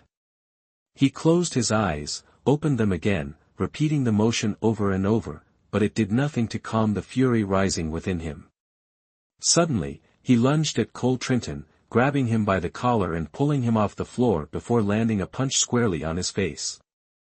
As he hit him again and again, Noah Locke shouted furiously, "What did she do wrong? What did she ever do wrong? Why?" Chloe Trenton, terrified, clung to Noah Locke's arm, crying and begging, "Noah, stop. Please, stop.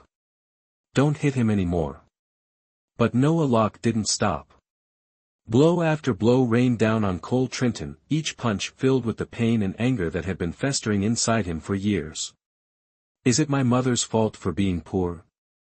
Is it her fault for marrying a weak man? Was it her fault that her first husband died young? From the moment my mother stepped into this house, she was cautious, she endured everything. She and I both endured. She was bullied, and she said nothing. She was insulted, and she said nothing. She was hit, and she still didn't complain. What did she do wrong? Noah Locke kept hitting him, each punch expressing years of pent-up frustration. Surprisingly, Cole Trinton didn't fight back. He didn't argue, didn't retaliate. He just lay there, taking the beating, allowing Noah Locke to vent his rage. Chloe Trinton was frantic, sobbing loudly, clutching Noah Locke's arm and pleading with him, "Please, Noah, stop, please stop." This time, Chloe Trinton's pleas came from her heart, and the word brother held genuine emotion. Finally, when Noah Locke grew tired, he stopped. Cole Trinton lay on the floor, his face bruised and swollen, but he didn't say a word. He just let out a faint, bitter laugh. Slowly, he got up, spat out a few mouthfuls of blood, and staggered out of the villa. Chloe Trinton tried to chase after him, but Noah Locke held her back. She turned around, her eyes red with anger, and screamed at him, "Why are you stopping me? You've already driven my brother away, what more do you want? Can you protect him for the rest of his life?" Noah Locke stared coldly into her eyes. "Can you?" Chloe Trinton froze, staring at him in shock. After a moment, she clenched her fists tightly and nodded firmly. "I can. No matter if he's right or wrong, he's still my brother, the one who loves me most in this world." Noah Locke released his grip on her arm. Without hesitation, Chloe Trinton dashed out of the villa, not looking back. The cold moonlight bathed Noah Locke as he watched her determined figure disappear into the night. Her resolute words, "I can," echoed in his mind. No matter how many years passed, that moment would remain etched in his memory. And Chloe Trinton never broke a promise. When Chloe Trinton eventually returned, Noah Locke was on his knees, quietly scrubbing away the last remnants of blood on the floor.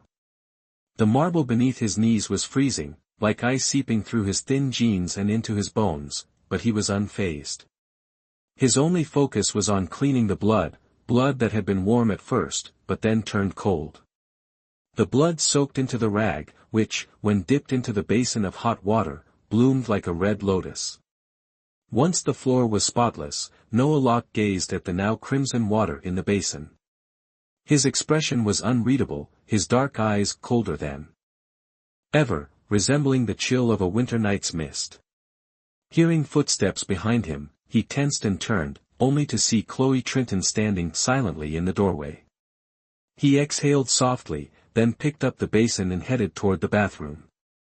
From behind, Chloe Trinton's voice broke the silence, tired and filled with despair. "I couldn't catch him. He ran too fast. I called for him to wait, but he didn't. I fell, and he didn't turn back to help. My brother is really gone. He won't come back. He doesn't need me anymore." At those words, Chloe Trinton broke down, crying like a child. Noah Locke paused for a moment but then continued walking to the bathroom. A few minutes later, he returned with a new basin of warm water, a clean towel inside. Chloe Trinton sat at the door, still sobbing. Noah Locke set the basin down beside her, then crouched beside her and asked softly, "Where did you fall?" Startled, Chloe Trinton looked up, her tear-filled, reddened eyes locking onto his. She said nothing, but her gaze held both surprise and vulnerability. Noah Locke met her eyes steadily, her reflection visible in the deep, quiet pools of his own. After a few moments of silence, Chloe Trinton slowly opened her clenched hand, revealing a scrape on her palm from the sharp pebbles that had torn her skin. Noah Locke instinctively frowned as he always did, then turned to grab the warm towel and gently cleaned the dirt from her wound. His touch was soft, but Chloe Trinton still yelped in pain, crying and begging him to stop. Once he was done cleaning the wound, Noah Locke suddenly stood up, bent down, and scooped Chloe Trinton into his arms. Startled, she had no idea what he intended to do. Her hands hurt too much to hit him, she had no energy left to scold him, and biting him seemed risky. What if he dropped her? Finally, she managed to mumble weakly, "Brother Noah." He glanced down at her briefly but said nothing as he carried her upstairs. He pushed open the door to Chloe Trinton's princess-themed bedroom and laid her down on her bed. Before she could ask anything, he turned and walked out. When he returned, he was carrying an old, worn medical kit. Judging by its age, it was clear this was one of Noah Locke's personal belongings. He sat beside her, applied ointment to the scrape on her palm, and carefully wrapped it with gauze. After he finished, Noah Locke looked up at her, his voice calm and steady. "Take off your pants." Chloe Trinton froze, her eyes widening in shock. It took her a moment to realize what he meant. Her face immediately flushed crimson. Ignoring the pain in her hand, she furiously punched him and yelled, "You pervert. Taking advantage of my brother being away to bully me, you're bullying me." Noah Locke didn't defend himself, he let her hit him until she was exhausted. Then, he gently grabbed her wrist and calmly asked, "Doesn't your knee hurt?" Startled, Chloe Trinton suddenly remembered the pain in her knee. Earlier, when she had fallen, her knee had struck a rock, but she had been too focused on chasing after Cole Trinton to notice. Now, when she looked down, she saw that the fabric of her jeans around her knee was soaked with blood. Noah Locke glanced at her pants and saw that the leg opening was too tight to roll up for treatment, which is why he had told her to remove them. Understanding his intention, Chloe Trinton felt both embarrassed and in pain. She crawled under the blanket to take off her pants. Even though she was covered by the blanket, she still felt uneasy and turned to Noah Locke, saying, "Can you step outside for a moment?" Without looking at her, Noah Locke quietly turned and left the room, closing the door behind him. Only when Chloe Trinton called for him again did he return to the room. Chloe Trinton lay on the bed, tightly wrapped in blankets, with only one long, pale leg exposed. When Noah Locke entered the room, her face flushed red, and she urged, "Hurry up, it's freezing." Noah Locke felt his ears grow hot, but he quickly regained his composure and approached with the medical kit. As he sat down on the edge of the bed, Chloe Trinton immediately placed her injured leg on his lap. He stiffened, his expression slightly uncomfortable, but he didn't push her leg away. Her knee was scraped in a large area, and it was no surprise that blood had seeped through her jeans. Noah Locke couldn't understand how she had endured the pain for so long. Carefully, he used tweezers to pick up a cotton ball soaked in alcohol and gently pressed it onto her wound to disinfect it. The moment the cotton touched her knee, Chloe Trinton screamed in pain, clutching his arm tightly. The grip hurt him, and his brow furrowed in annoyance, but he held back his frustration and softly said, "Just bear with it for a little longer. It'll be over soon." Once the alcohol had cleaned the wound, the pain subsided, and Chloe Trinton gradually let go of Noah Locke's arm, biting her lip and staying still as he applied ointment. After applying the medicine, Noah Locke reached for the bandage roll in the medical kit to wrap her knee. Suddenly, Chloe Trinton shivered, sharply inhaling. Thinking he had accidentally hurt her again, Noah Locke asked with concern, "Did I hurt you?" Curled up under the blanket, her face flushed, she hesitated before responding sheepishly, "Your hands, they're too cold." At her words, Noah Locke instinctively looked down and realized his hand was resting on her bare thigh. Her skin was soft and smooth, like milk. The warmth of her body beneath his palm sent a jolt through him, and in his embarrassment, he quickly withdrew his hand as if it had been shocked by electricity. He jumped to his feet, tossing the bandage roll to her, his face burning.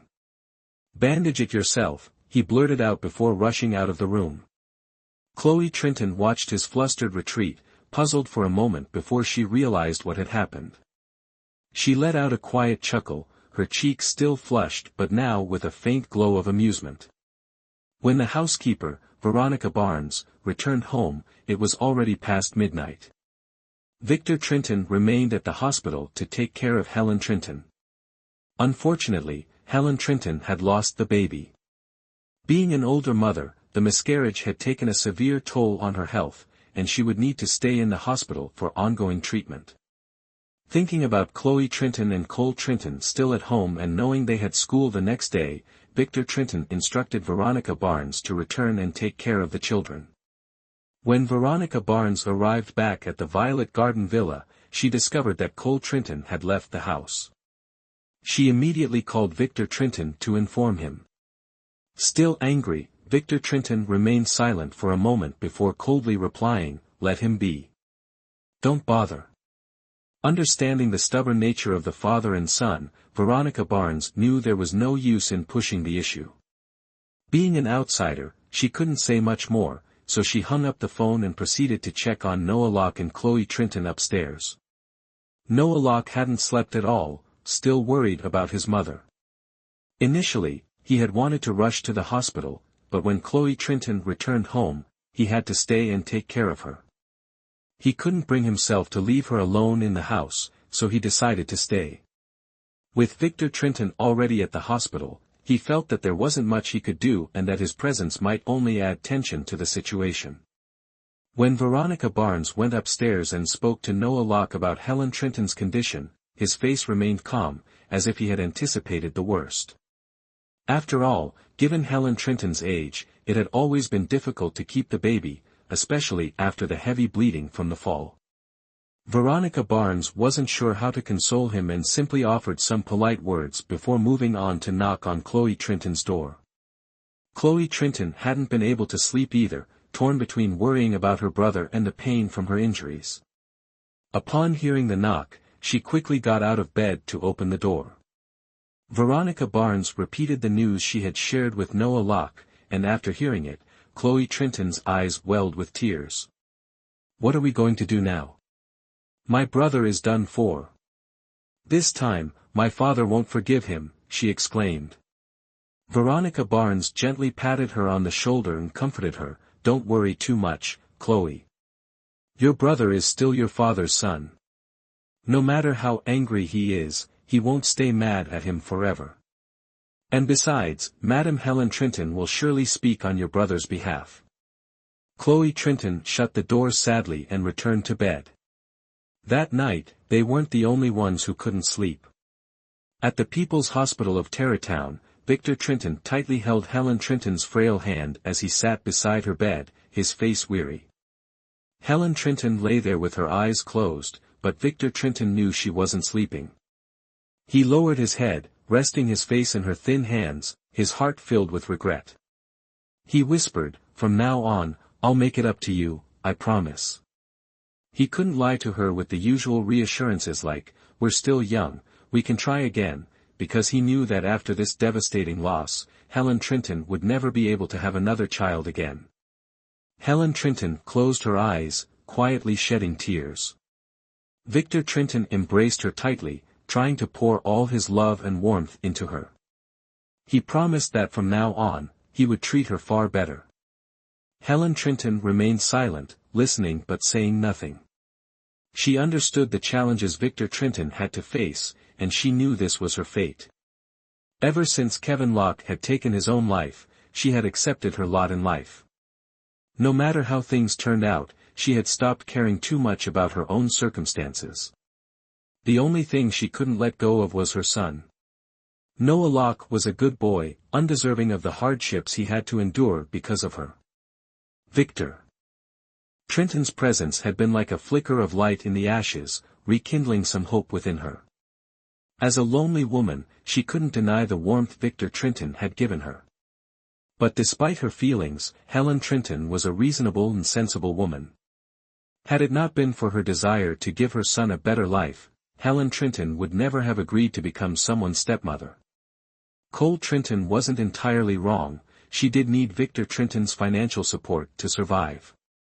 It was because of his wealth that she could ensure Noah Locke went to university and wouldn't be looked down upon by others.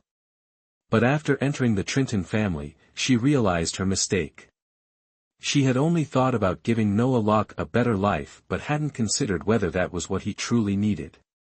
Her hopes for his well-being had only resulted in him suffering due to her.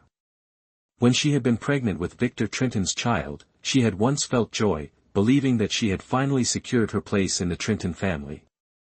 But now, in the aftermath of losing that unborn child, she realized it might have been for the best.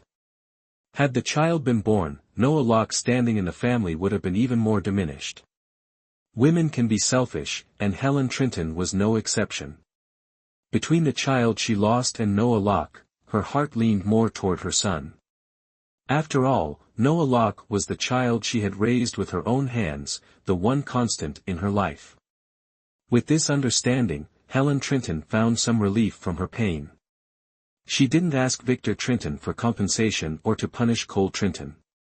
Her only wish was for Victor Trinton to treat Noah Locke as his own son from then on. Tears welled up in Victor Trinton's eyes as he held her close, nodding repeatedly, "Helen Trinton, I swear, I won't let you down." Meanwhile, Cole Trinton wandered aimlessly after leaving the villa, without a clear destination. His phone and wallet were in his backpack, which he hadn't brought with him. He walked for what seemed like an eternity, finally stopping outside an old apartment building. He looked up at an apartment on the third floor, the only one in the complex that was dark while all the others were brightly lit. This was the building where Victor Trinton had lived when he and Chloe Trinton were children. Back then, their father had been too busy with work to take care of them, so their grandmother had looked after them most of the time. Cole Trinton still vividly remembered a time when their grandmother had gone to the market, leaving them to play at the playground nearby. Chloe Trinton, seeing other kids playing a game called Eagle Catching Chicks, wanted to join them. Cole Trinton had taken her hand and tried to ask if they could play too, but not only were they refused, they were also teased and laughed at. The children had screamed at them, calling them kids without a mother, the children of a madwoman. They went on to say that they, too, were crazy and would bite others. Chloe Trinton was so terrified that she burst into tears, while Cole Trinton grew enraged and charged at the loudest of the bullies. However, it didn't take long for the other kids to gang up on him, forcing him to apologize. But Cole Trinton was stubborn and refused to back down, resulting in him being beaten until his head bled. Luckily, Chloe Trinton had the quick thinking to run back home and fetch their dog, Ñoño, for help. Ñoño was a French bulldog that their mother had raised even before she got married. After her wedding, their mother treated Ñoño like part of her dowry and brought him along to their new home. Although Cole Trinton didn't have many memories of his mother, he always believed she must have been a gentle woman. After all, if she could love a dog so dearly, surely she was a kind person. But what did it matter?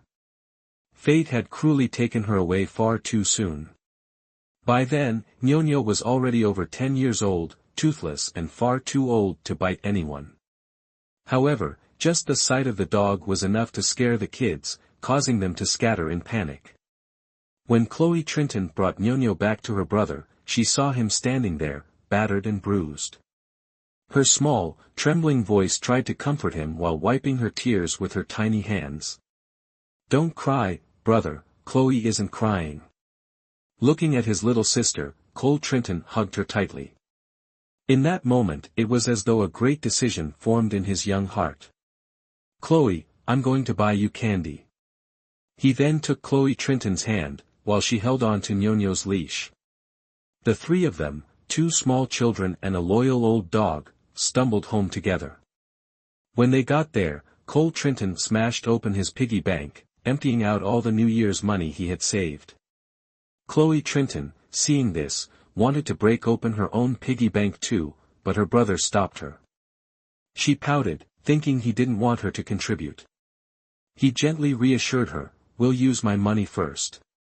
If it's not enough, we can use yours to exchange later." Chloe Trinton nodded in confusion.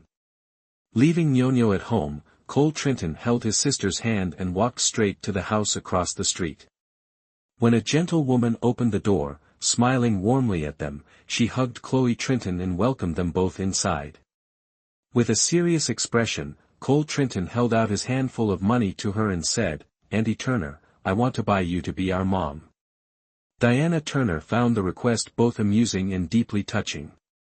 Her daughter, Emma Chan, standing nearby, heard this and immediately, without a word, dumped a cup of ice cream on Cole Trinton's head, angrily exclaiming, "My mom's not for sale. She has my dad." Later, Diana Turner recounted the story to Victor Trinton, which enraged him. He punished Cole Trinton severely, taking him to kneel before his mother's portrait. "This is your mother. You only have one mother, and no amount of money can ever buy another." Cole Trinton could never forget his father's words, "You have only one mother." His father had told him that the woman in the portrait, the one who had passed away, was his only mother. Yet, in the same breath, Victor Trinton had taught him that his mother could be replaced. Not just with a new mother, but also with a new brother, and perhaps even a new sibling, another son or daughter. Standing in silence outside the apartment building, Cole Trinton stared at the glowing lights. His delicate face was now marked with bruises, and his beautiful eyes, glistening with unshed tears, betrayed his sorrow. How wonderful it would be if people could forever remain as innocent as when they were children. The day after Helen Trinton's miscarriage, Cole Trinton did not show up at school. Chloe Trinton asked around, questioning her brother's friends, but no one knew where he had gone. When word got out that Cole Trinton had run away from home, everyone was shocked. Some curious classmates started asking questions. "Chloe, what happened at your house last night?" "Yeah, I saw Cole Trinton come home looking fine. He even came back with bags full of expensive stuff." "Did your stepmother say something bad to your dad again?" "That woman is so shameless. Her son goes to school with us. Why don't we call him out here and beat him up to vent?" Chloe Trinton kept silent. She wasn't naive, she knew better than to air family grievances in public. If something happened at home, it stayed at home. Finally, she decided to look for Emma Chan. If she didn't have to, she would have avoided her. Emma Chan was a childhood friend of the Trinton siblings. Before the Trinton family moved to the Violet Garden Villa, they lived in the same apartment complex, right across from each other. Emma Chan's mother was a kind woman. Seeing that the Trinton siblings were motherless, she often took care of them, inviting them over to play and cooking delicious meals for them. Back then, Chloe Trinton and Cole Trinton spent more time at Emma Chan's house than at their own. Outsiders might have even mistaken the Tran family for having 3 children instead of 1. With a mother as kind as Diana Turner, there was no reason for Chloe Trinton to dislike Emma Chan. If it weren't for the fact that Cole Trinton liked Emma Chan, things might have been different. From a young age, Cole Trinton had always had special feelings for Emma Chan. In his eyes, she wasn't like other girls. While most of the other girls liked to grow their hair long to look pretty, Emma Chan kept hers short and tidy, giving her a dynamic, no-nonsense look. Other girls enjoyed gossiping, but Emma Chan preferred to sit quietly with a book, engrossed for hours. The other girls chattered incessantly, but Emma Chan spoke little, and when she did, her tone was as mature as an adult's. Cole Trinton had always been the standout boy among the male students, thanks to his good looks. As early as elementary school, he received love letters from his female classmates. By the time he reached middle school, it was even more intense. Nearly every girl in class harbored a crush on him. With his charming appearance, wealthy background, and outgoing personality, he was the living embodiment of a Mary Sue novel's male lead, the kind of boy every girl wanted to be close to. However, Emma Chan was the one person who never paid any attention to him. She always told him he was childish and not mature enough. But maturity was a concept far beyond the reach of someone like Cole Trinton at his age. Boys generally mature later than girls, and for Cole Trinton, who had lived a pampered life from childhood, never facing hardship or challenges, his maturity lagged even further behind. Cole Trinton couldn't comprehend the maturity that Emma Chan constantly referred to. In his simplistic view, he thought that dressing well, walking around confidently, spending money freely, and having people follow him was the definition of being grown up. But to Emma Chan, all of that was merely child's play, like a little boy pretending to be an adult, naive and amusing. With her mature personality, Emma Chan had no interest whatsoever in Cole Trinton's childish behavior. No matter how many times he pursued her, she never accepted him. And that rejection only fueled Cole Trinton's determination to not let go. He had been used to getting everything he wanted since childhood. But now, he had met someone who, no matter how hard he tried, remained out of his reach. This made him feel both intrigued and heartbroken, but also excited. His otherwise mundane life suddenly had a new goal to pursue.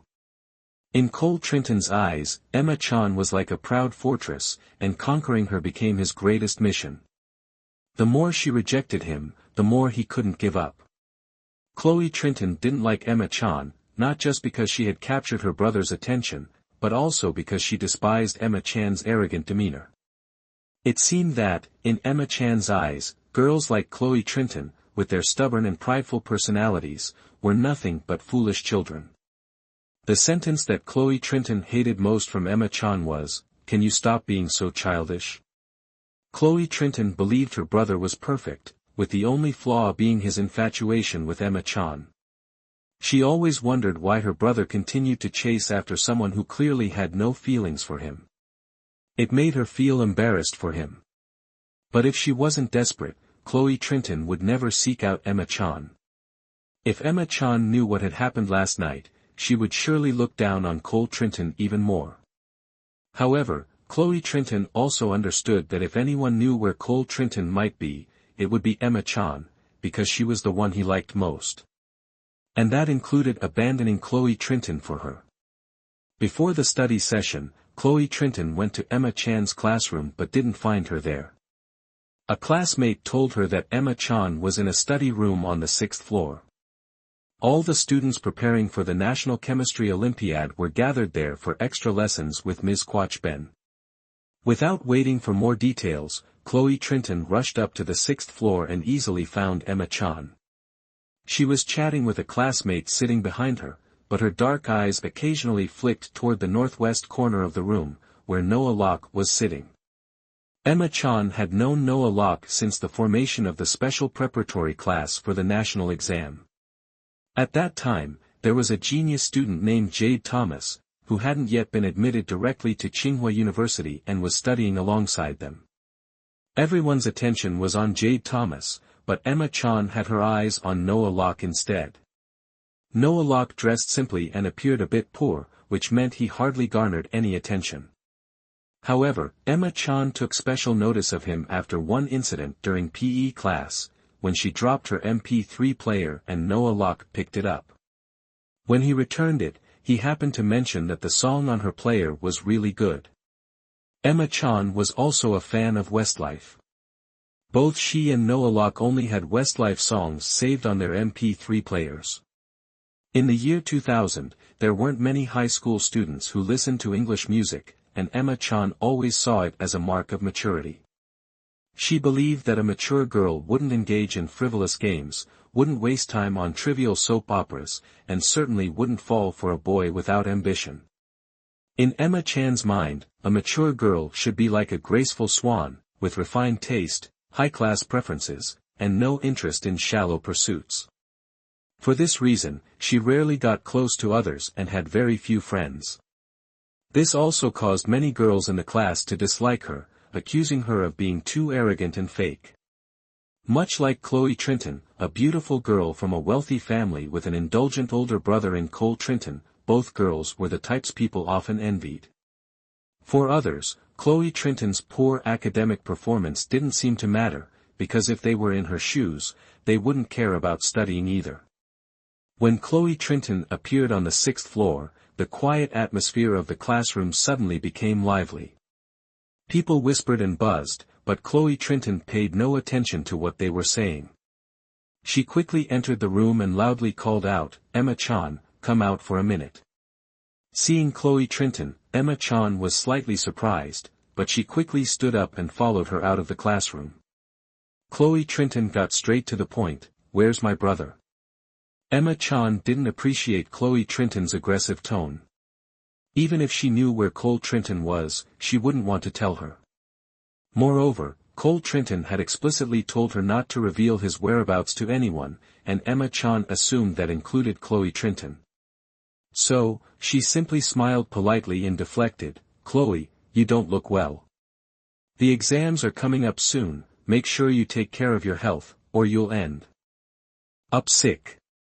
Seeing Emma Chan dodging her question, Chloe Trinton assumed she really didn't know, so she didn't press further. She turned and started walking away. As soon as she left the room, the students who had been reviewing suddenly crowded around the door, curious to bombard Emma Chan with questions. When they found out Chloe Trinton was looking for her brother, the entire class erupted in gossip. Some people said, "I heard Cole Trinton ran away from home, and she's been looking for him all day." Someone else added, "What do you think happened at the Trinton family? Maybe it has something to do with Noah Locke and his mother." Another voice chimed in, "I heard recently that Cole Trinton led some guys to beat up Noah Locke. He probably can't accept that his stepmother's pregnant." Well, who could? Having a stepmother and another half-sibling? Not to mention, Cole Trinton is such a troublemaker. They might even fight over the inheritance later on. "You guys only talk about Cole Trinton, but what about Chloe Trinton? I heard they're not real siblings." "Really? They're not blood-related?" "Yeah, really. If you don't believe me, ask Emma Chan, she used to live near them." As the conversation about Chloe Trinton and Cole Trinton shifted to Emma Chan, she had already left the doorway of the classroom. She walked toward the back corner of the room, where Noah Locke was seated. Though Noah Locke appeared focused on his homework, his mind had been in disarray since Chloe Trinton had shown up. Although the chatter outside was loud, he had heard every word but chose not to engage. Ever since people found out he was Victor Trinton's son, whispers like this had become routine. Suddenly, a gentle hand tapped his shoulder. He looked up and found Emma Chan standing there, her eyes holding a restrained look. Noah Locke barely knew this girl. "Do you remember me?" she asked, smiling softly as she initiated the conversation. But he remained silent. Other than brief encounters in the supplemental classes, he had little recollection of her. The students lingering near the classroom door, sensing some juicy drama, turned their curious gazes toward them. Before the crowd could gather around them, Noah Locke stood up abruptly and said in a calm voice, "Excuse me, please step aside." Without further hesitation, he gathered his books and swiftly left the room. As soon as he exited, the crowd lost interest in following him. With the evening study session about to begin, everyone figured he'd have to return eventually. Initially, Noah Locke just wanted to avoid the trouble and find a quiet spot to clear his mind. But as he descended the stairs, he spotted Chloe Trinton sitting alone on the steps, quietly wiping away her tears. The soft winter moonlight streamed through the window, casting a gentle glow on Chloe Trinton's small figure. Her tear-streaked face appeared even more fragile and delicate under the pale light. Noah Locke paused for a long moment, silently observing her. Seeing that she remained still with no intention of getting up, his gaze darkened slightly. He slowly walked down the stairs, approaching her. Sensing someone beside her, Chloe Trinton looked up with puffy, tear-filled eyes and stared blankly at Noah Locke, saying nothing, nor making any move to rise. Noah Locke, standing over her, his voice cold as usual, said, "Don't you need to go back to class? Why are you sitting here?" Chloe Trinton immediately responded with a question of her own, "What about you? Don't you need to be in class?" Noah Locke frowned slightly and remained silent for a moment before answering simply, "I finished my work." His answer left Chloe Trinton at a loss for words, unsure of how to respond. Annoyed, she glared at him. When she turned back, she found herself caught in his deep gaze, those dark eyes sparkling like stars, bright as the night sky. For a brief moment, Chloe Trinton felt flustered. A moment later, she heard Noah Locke say, "Let's go home, Chloe." Surprised, Chloe Trinton thought she must have misheard. Surely, he meant you go home, not we. But when Noah Locke led her out of the school gates, crossed the intersection, and rented a bicycle at a nearby bike stand using his student card for 2 yuan, she realized she hadn't misheard at all. Wary, Chloe Trenton asked, "Aren't you staying at the dorm? Why are you coming back to my house tonight?" Noah Locke glanced at her pale face and downturned lips, his expression darkening, but he didn't answer. Instead, he silently climbed onto the bike. Despite her doubts, Chloe Trenton got on as well. The winter night was freezing, and the wind howled past her ears. Chloe Trenton hunched into herself, pulling her fur-lined hood tighter. She had forgotten her gloves, and her pale hands quickly turned red from the cold. At first, she gripped Noah Locke's shoulders tightly. Noticing the open pockets of his jacket, without much thought, Chloe Trenton slipped her hands inside. The sudden warmth was a welcome relief, and she closed her eyes, letting out a soft sigh of contentment. Her head naturally leaned against Noah Locke's back, her cold face pressing into the smooth fabric of his coat, slowly warming up. Focused on riding, Noah Locke stiffened when he felt her unexpectedly rest her head on his back. He froze for a moment, startled by her closeness. A snowflake landed on the back of his hand, bringing a sharp, cold sensation. Just then, Chloe Trenton, in a sleepy voice, murmured, "It's so cold." Noah Locke exhaled a cloud of white vapor into the air and pedaled faster, speeding up the bike to get them home before the heavy snow arrived. He biked all the way to the Trenton family villa. By then, Chloe Trenton had almost fallen asleep against his back.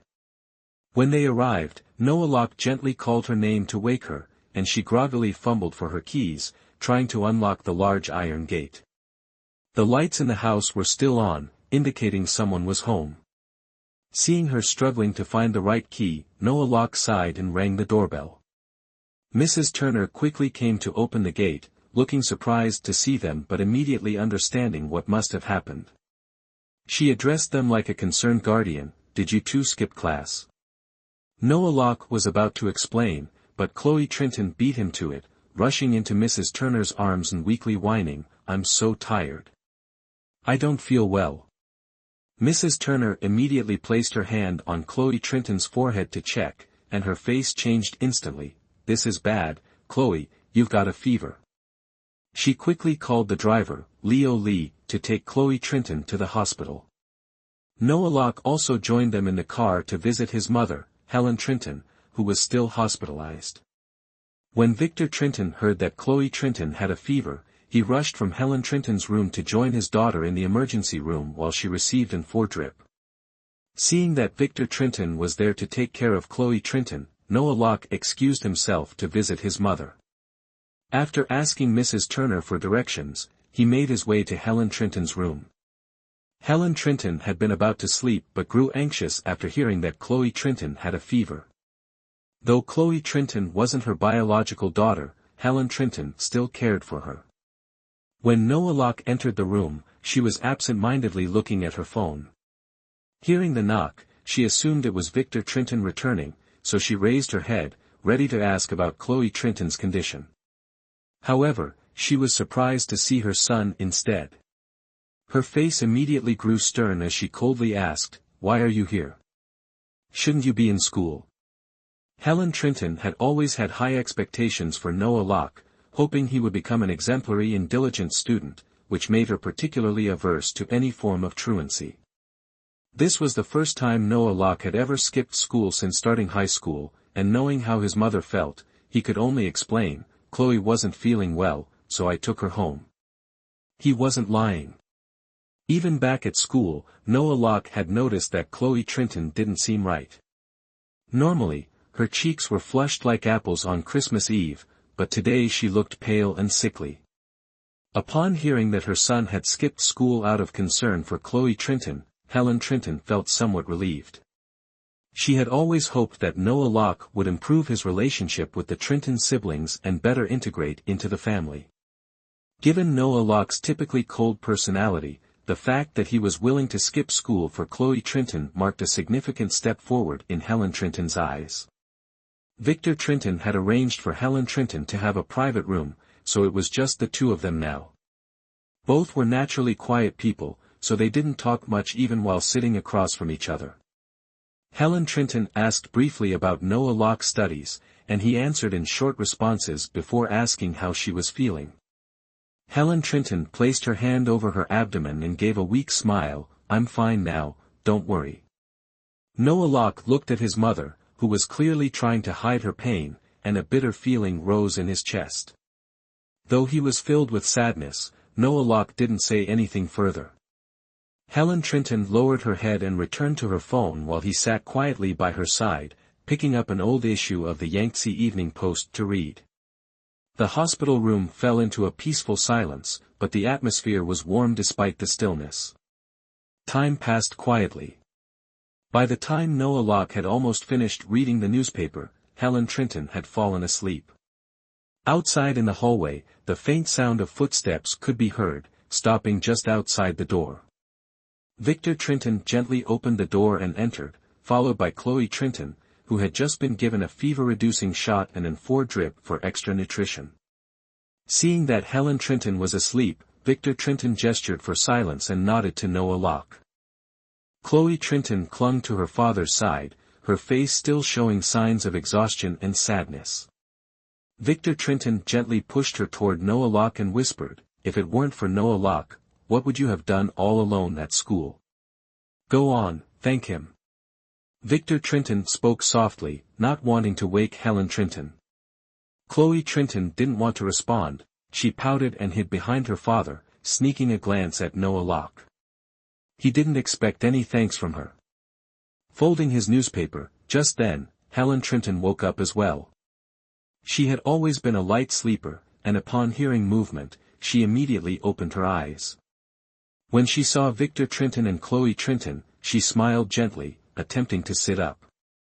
Noah Locke quickly stepped forward, adjusting a pillow behind her back. "How is Chloe feeling now?" Helen Trinton asked softly. Chloe Trinton kept her head down, not responding.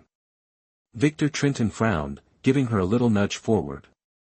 Awkwardly, Chloe Trinton stepped away from her father and mumbled quietly, "I'm feeling better. Thank you." "All right then, thank you for asking," Helen Trinton replied, though her hand still rested on her now flat stomach. Chloe Trinton glanced at her abdomen and felt a wave of sadness wash over her. She lifted her gaze to Helen Trinton and this time spoke sincerely, "On behalf of my brother, I apologize. He didn't mean it, please don't be mad at him." Helen Trinton was taken aback by Chloe Trinton's sudden mention of Cole Trinton.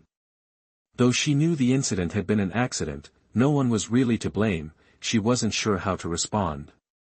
Sensing Helen Trinton's hesitation, Victor Trinton jumped in, "All right, enough of this. Don't listen to your brother. If he had any decency, he'd have come to apologize by now. There's no need for you to speak on his behalf." "Bah, you can't talk about him like that," Chloe Trinton retorted, "he didn't want this to happen. He knows he's wrong, that's why he hasn't dared to come home. He didn't even go to school today. I've been looking for him everywhere, and you're not worried about him? He's your son too." Still seething, Victor Trinton shot back angrily, "I don't have a son like him." This harsh statement almost brought Chloe Trinton to tears. Quickly, Helen Trinton intervened to calm things down. "Chloe, your father didn't mean it like that. Don't be upset with him. I know how much you and your brother care for each other. I'm not blaming anyone. Tell your brother to come home, letting him wander the streets like this, everyone's worried." Chloe Trinton choked back a sob and whispered a response, not saying anything more. The atmosphere in the hospital room suddenly grew heavy. Noah Locke, feeling out of place, decided it was time to excuse himself. Just then, Helen Trinton mentioned she wanted some water, and he quickly grabbed the hot water kettle and stepped outside to get some. As soon as Noah Locke exited the room, he saw Cole Trinton standing in the hallway. Mrs. Turner was gently trying to console him, but Cole remained silent, shaking his head and brushing her hand away before turning to run off. His figure looked so lonely. Mrs. Turner let out a long sigh, then, noticing Noah Locke standing there, she looked slightly embarrassed but quickly explained, "Oh, Cole came home to check on his sister. When he found no one at home, he called me. When he heard that Chloe had a fever, he rushed over to check on her. That boy has always loved his sister since they were little. He's not a bad kid. I thought since he had come all the way here, I'd bring him to see Chloe. But before we could even make it inside the room, although Mrs. Turner hadn't finished her sentence, Noah Locke already understood the situation. Cole Trinton must have overheard what Victor Trinton had said earlier, and it had likely hurt him deeply once again. When it came to the Trinton family's affairs, Noah Locke was merely an outsider, so there wasn't much he could say. Pretending not to have seen or heard anything, he silently carried the kettle to get boiling water. Mrs. Turner watched Noah Locke's cold figure slowly disappear down the hallway and sighed once more. This child, so detached. I wonder if that's a good or bad thing. After returning from the hospital, Chloe Trinton continued to suffer from a high fever for 3 straight days. Taking advantage of this, she didn't have to go to school and spent her days wrapped in warm blankets, reading romance novels. Mrs. Turner was busy taking care of her, while Noah Locke didn't need to get involved. After visiting Helen Trinton, he returned to the boarding school. With Chloe Trinton bedridden at home and Cole Trinton having run away, the school was much quieter without those 2 troublemakers. Noah Locke enjoyed the newfound peace. Helen Trinton remained in the hospital for over 10 days, and only when her condition stabilized did Cole Trinton dare to bring her home. Coincidentally, the day she was discharged was also the day of the final exams at Premier Institute School. Not only did Chloe Trinton return to school, but even Cole Trinton, who had been missing for days, was forced by his father to show up for the exams. As for how Cole Trinton was eventually found, it was all thanks to Mrs. Turner, the mother of Emma Chan. On the day Helen Trinton had her miscarriage, Cole Trinton went to their old apartment complex, where his family had once lived. The following morning, Emma Chan opened her door to go to school and saw Cole Trinton curled up asleep in front of her apartment door, bruised and trembling from the cold. The sight stirred a sense of pity in Emma. She woke Cole Trinton and tried to invite him inside, but he refused, fearing Mrs. Turner would find him. Left with no other choice, Emma took him to a nearby breakfast shop and treated him to a hot bowl of duck blood noodle soup. While they ate, Emma asked what had happened. Cole recounted everything that had transpired. Perhaps because he looked so pitiful sleeping outside her door, for once, Emma didn't scold him like she usually would. Instead, she asked him what he planned to do next. After thinking for a while, Cole said he wanted to stay at their old home. His father, Victor Trinton, hadn't sold the place yet, as it held too many memories. Cole asked Emma to help him secretly obtain the apartment key from Mrs. Turner, so he could stay there without being discovered. Emma agreed to help, not only sneaking the key but also keeping Cole's whereabouts a secret. Every day, on her way out, she brought food for Cole and lent him pocket money so he wouldn't have to worry about daily necessities.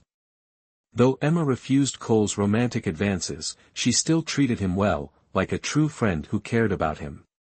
Cole understood that pursuing a relationship with Emma Chan wouldn't be easy, but that only strengthened his resolve.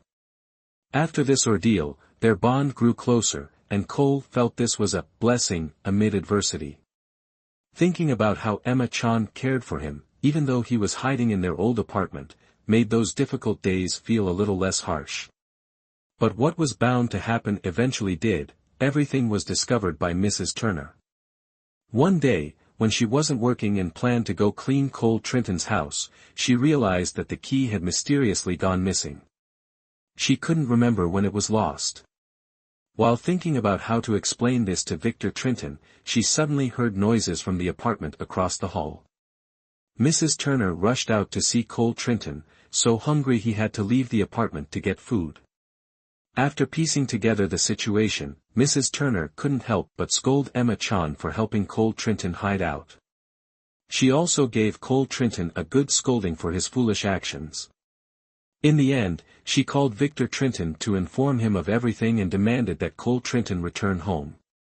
I can't stand seeing a child who hasn't done anything so terrible live like a fugitive, she angrily told him. The next day, Victor Trenton personally came to pick up his son. Both father and son stood in front of Mrs. Turner, silently listening to her harsh words, then returned home, their faces filled with shame. Knowing that Cole Trenton was back at school, Chloe Trenton couldn't focus on her exams.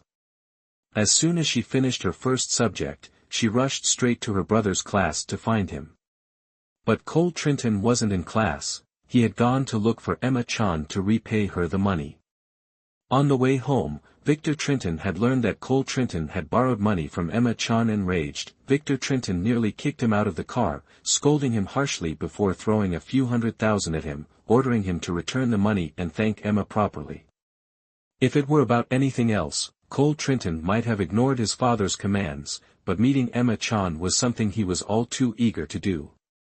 Recently, he had heard from friends that Emma had been frequenting the cafeteria. Excited, Cole rushed over. Sure enough, he spotted Emma Chan standing in line, waiting for her meal. Cole boldly walked up to her, grabbing her hand unexpectedly.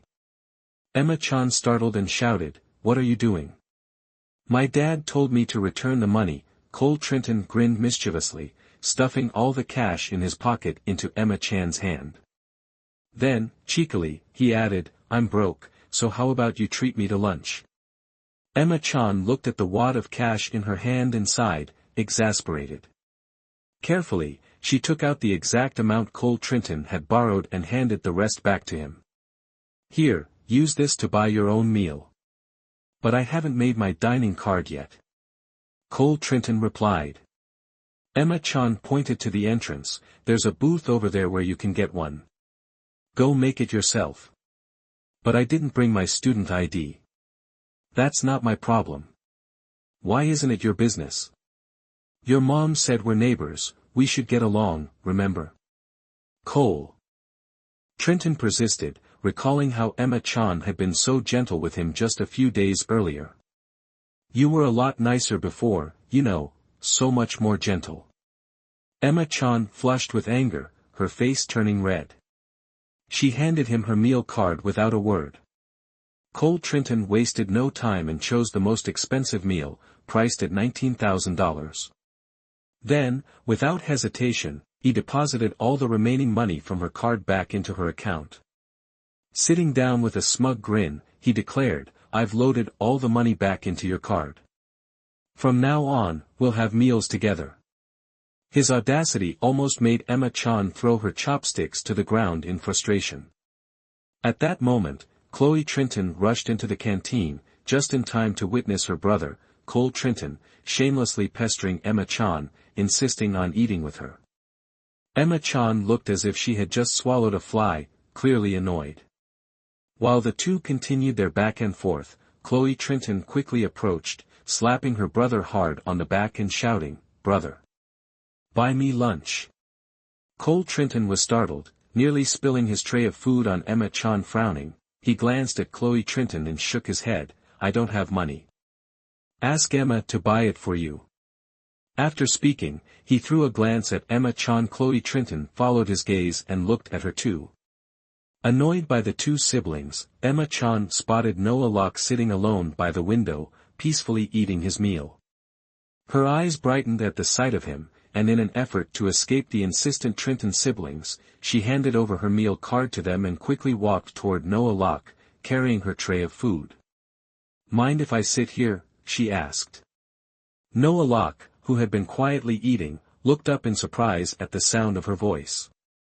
He stared at her for a moment, his face showing little enthusiasm, but he remained silent. Taking his lack of response as an agreement, Emma Chan smiled and placed her tray down, pulling out the chair beside him. As Noah Locke resumed eating, thinking he'd finally have some peace, another person arrived. Cole Trenton, holding his food tray, sat down across from him, casting a cold glance at Noah Locke and sneering, "I'm sitting here too."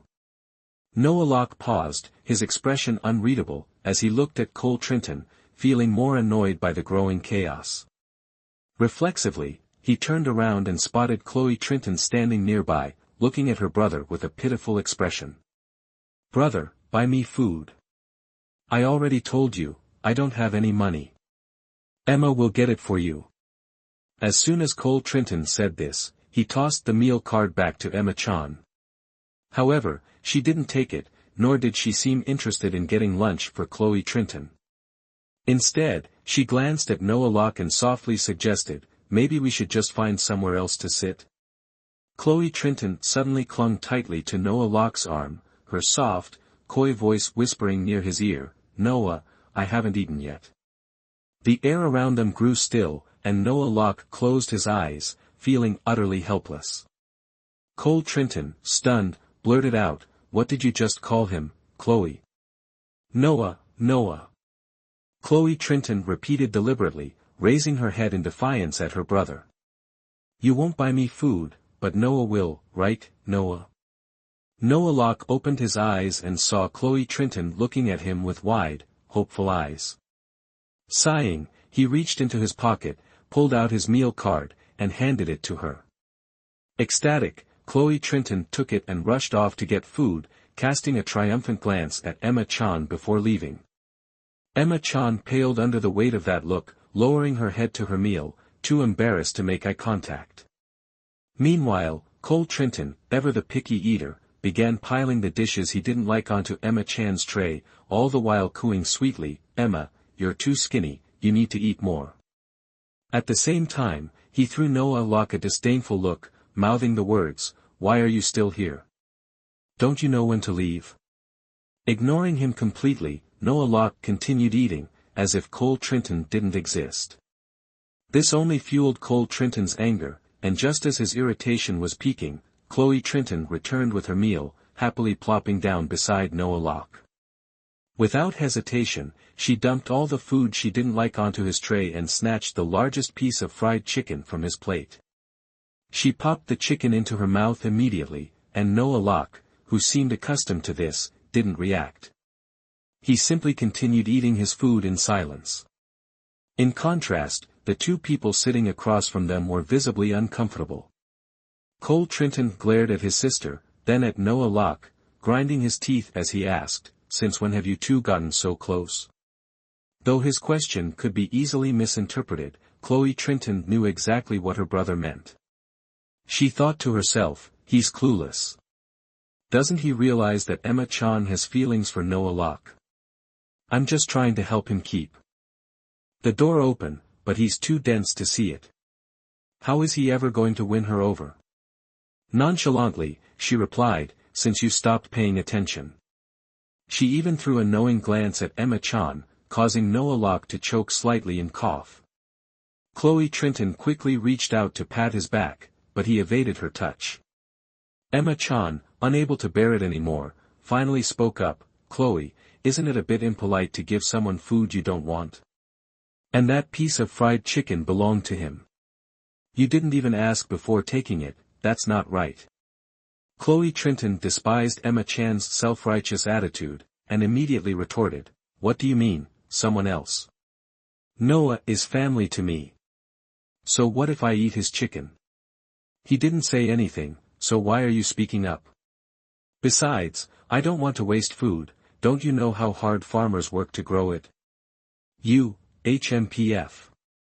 Emma-chan was taken aback by Chloe Trinton's sharp response. Her face flushed with anger, she put down her chopsticks and stormed off. Cole Trinton hadn't expected his sister to react so fiercely. Both his sister and Emma-chan were important to him, and now he was stuck not knowing who to side with. He could only sigh, then pointed at Chloe Trinton and said, Chloe, you've really gone too far this time. With that, he quickly ran after Emma-chan, not forgetting to pick up the meal card she had left behind. Chloe Trinton felt a strange sense of guilt for her behavior. She usually tolerated Emma-chan, no matter how much she disliked her. But this was the first time she had lashed out like that. Watching her brother chase after someone else, Chloe Trinton felt a wave of sadness. She slammed her chopsticks onto the table and sulked, I'm not eating anymore. Turning her frustration on Noah Locke, who was still calmly eating his meal, she shoved his arm and demanded, hey, do you think she's better than me or what? Noah Locke sighed, clearly not wanting to get involved in this mess. What does this have to do with me? I don't even know who Emma-chan is. I just want to eat my meal in peace. He remained composed, looking at her steadily. Chloe Trinton, seeing that he wasn't giving her the answer she wanted, became even more upset. She lightly punched him in the chest and declared, "Listen, you're not allowed to like her. If you do, I won't forgive you." Realizing she might have gone too far, she abruptly stood up, tossed her meal tray, and stormed out of the cafeteria. Noah Locke sat there, touching the spot on his chest where she had hit him, feeling his irritation rise once again. That evening, Victor Trinton personally came to the school to pick up the children, as promised to Helen Trinton. He had assured her that he would treat Noah Locke as his own son. When Victor Trinton arrived at the school, he went straight to Noah Locke's class. As Noah Locke exited the classroom after evening study, ready to head back to the dormitory, he saw Victor Trinton waiting in the hallway. He was a bit surprised but didn't ask any questions. Then Cole Trinton came over, patting his shoulder in a brotherly manner, grinning as he said, "Noah, Dad's here to pick you up." Noah Locke thought to himself, maybe something happened to Mom again, and that's why he's here to pick me up. But seeing Victor Trinton's cheerful expression, it didn't seem like anything bad had occurred. Although curious, he obediently followed him home. The school hallway was packed with students. Some simply glanced at Victor Trinton and Noah Locke, while others seemed to understand something, bursting into laughter. A few of Noah Locke's friends came over, playfully patting him on the shoulder, winking, and loudly greeting Victor Trinton, "Hello, Uncle." Victor Trinton smiled and nodded, while Noah Locke only felt a heavy weight settle in his chest. Once they reached the car parked outside the school, just as they were about to open the door, Chloe Trinton appeared. Recognizing the familiar vehicle, at first she thought it was just the driver, Uncle Lee, picking her up. But when she saw her father, she couldn't hide her excitement. She leaped into Victor Trinton's arms, exclaiming, "Dad! Why are you here to pick me up today? Where's Uncle Lee?" Victor Trinton gently pulled Chloe Trinton back and made up a quick excuse, "Uncle Lee has the day off." Noticing that Cole Trinton wasn't around, Victor Trinton frowned and asked, "Where's your brother?" "He's not out yet." At the mention of Cole Trinton, Chloe Trinton wrinkled her nose and replied, "He's with Emma-chan. He said he's not coming back to Violet Garden anymore and wants to move into the old apartment so he won't bother anyone." Hearing this, Victor Trinton swore under his breath, "That brat." Although he cursed, Victor Trinton also realized that this might not be a bad idea. Helen Trinton had just been discharged from the hospital, and at her age, the miscarriage had been as physically taxing as childbirth. She needed peace and quiet to recover, and Cole Trinton moving out would avoid unnecessary complications. With this thought, Victor Trinton sighed in relief and drove Chloe Trinton and Noah Locke home. Helen Trinton was overjoyed to see Noah Locke return.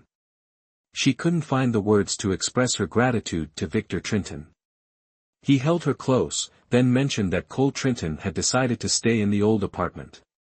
Hearing this, Helen Trinton felt a pang of sadness, thinking that she hadn't fulfilled her duties as a stepmother, causing Victor Trinton's son to move out. Victor Trinton comforted her, explaining that Cole Trinton's decision had nothing to do with her but rather his deep attachment to the old place. He also hoped this move would help his son grow more independent. With those reassurances, Helen Trinton finally felt at ease. That evening, Victor Trinton called Diana Turner, Mrs. Turner, and asked her to keep an eye on Cole Trinton. After hearing the explanation, Diana Turner understood the situation and readily agreed. The next morning, Victor Trinton arranged for Uncle Lee to take the kids to school while he got up early to drive to Cole Trinton's place and force him to go take his exam. Sitting in the car, Cole Trinton felt like he was being treated like a criminal, pouting and sulking the entire ride.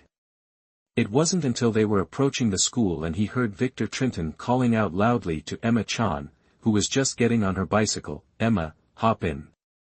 I'll drive you to school, it'll be quicker." Hearing this, Cole Trinton finally calmed down. He quickly got out of the car and opened the back door, inviting Emma-chan to get in. Although she initially didn't want to ride in the same car as him, just at that moment, Diana Turner came running down to give her the gloves she had forgotten. Hearing Victor Trinton's offer, Diana Turner gently nudged Emma-chan into the car, smiling as she said, "It's great that you can help me take her to school. The forecast says it might snow today, and it's really cold. Don't worry, I'll come pick you up later tonight." Cole Trinton felt thoroughly embarrassed in front of Emma-chan after hearing his father, Victor Trinton, talk like that. He gave his dad a light kick, signaling him to stop talking. But Victor Trinton didn't get the hint, instead joking back at his son, "Your legs are getting longer, but how come your brain hasn't grown along with them?" The final exams had just ended, signaling the start of the winter break. For Noah Locke, this would be the last winter break of his high school years. Unlike many of his classmates, who planned to enjoy their time off, Noah Locke chose to find a part-time job. Though Helen Trinton gave him enough pocket money and he lacked nothing, Noah Locke disliked spending his mother's money. It had something to do with his pride. He would only spend a small portion and save the rest, with plans to pay back Victor Trinton in full, both principal and interest, one day. When that day came, it would signify that Noah Locke had become independent enough to leave the Trinton family behind. Noah Locke always knew he didn't truly belong to this family. No matter how much Victor Trinton treated him as his own son, he was still just an adopted child. Noah Locke had a biological father, and regardless of what kind of man he was still Noah Locke's father. Noah Locke understood that every child, including Cole Trinton and Chloe Trinton, had deep ties to their biological parents, and he was no different. After securing the part-time job, Noah Locke decided to talk to his mother about his plans to move out. At the time, Helen Trinton was sitting on the balcony, basking in the sunlight. He approached her, respectfully standing beside her as he presented his intention. Upon hearing him out, Helen Trinton didn't immediately agree, as she often did. Instead, she asked, "Where do you plan to move?" Noah Locke replied, "I've already spoken to the owner of the old bookstore. He said I could stay at his shop." Helen Trinton sighed, "What's wrong with this house that makes you want to leave? If you move out, how do you think your father, Victor Trinton, will feel? He's treated us both so well. Now that Cole has moved out, no one will make things difficult for you anymore, so why do you still want to go?" "Noah, I'm old now, and my health isn't what it used to be. Don't you want to stay and keep me company? It's just 6 more months until you go off to college. After that, I won't stop you anymore. But can you endure it for just 6 months, for me?" Her voice was full of emotion, her eyes slowly reddening with pain. Noah Locke couldn't bear to see his mother so sad, and in the end, he agreed to compromise. Although he couldn't move out, Helen Trinton did allow him to work part-time. With Cole Trinton having moved out and Chloe Trinton busy preparing for her art exams, which Victor Trinton had signed her up for, Noah Locke was left alone in the house most of the time. Helen Trinton worried that her son would feel lonely, but Noah Locke preferred the solitude to living with the 2 Trinton siblings. As soon as the winter break began, Noah Locke rented a bicycle long-term from a shop near his school to make commuting easier for his part-time job. Every morning, around 7 a.m., he would ride the bike to work at a cafe in the city center. By the time Chloe Trinton woke up and leisurely got ready for her art classes, Noah Locke was already hard at work. Their differing schedules meant that they rarely saw each other, and even less often had the chance to talk. One morning, Noah Locke's alarm clock broke, and he accidentally overslept, waking up later than usual. He quickly got ready and headed downstairs, only to find Helen Trinton and Chloe Trinton already sitting at the breakfast table. Victor Trinton was away on a business trip, as his factory was particularly busy towards the end of the year, so he was rarely at home. As Noah Locke descended the stairs, Helen Trinton was peeling a salted duck egg and asked Chloe Trinton if she wanted to eat it. Chloe Trinton shook her head, continuing to nibble on a pig-shaped bun in her hand. Helen Trinton sighed regretfully and placed the peeled egg into a bowl of plain rice porridge nearby. Hearing the sound of footsteps, she turned to see Noah Locke, who had already slung his bag over his shoulder, ready to head out.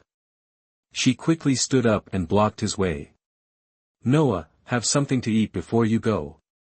Seeing the hopeful look in his mother's eyes, Noah Locke paused.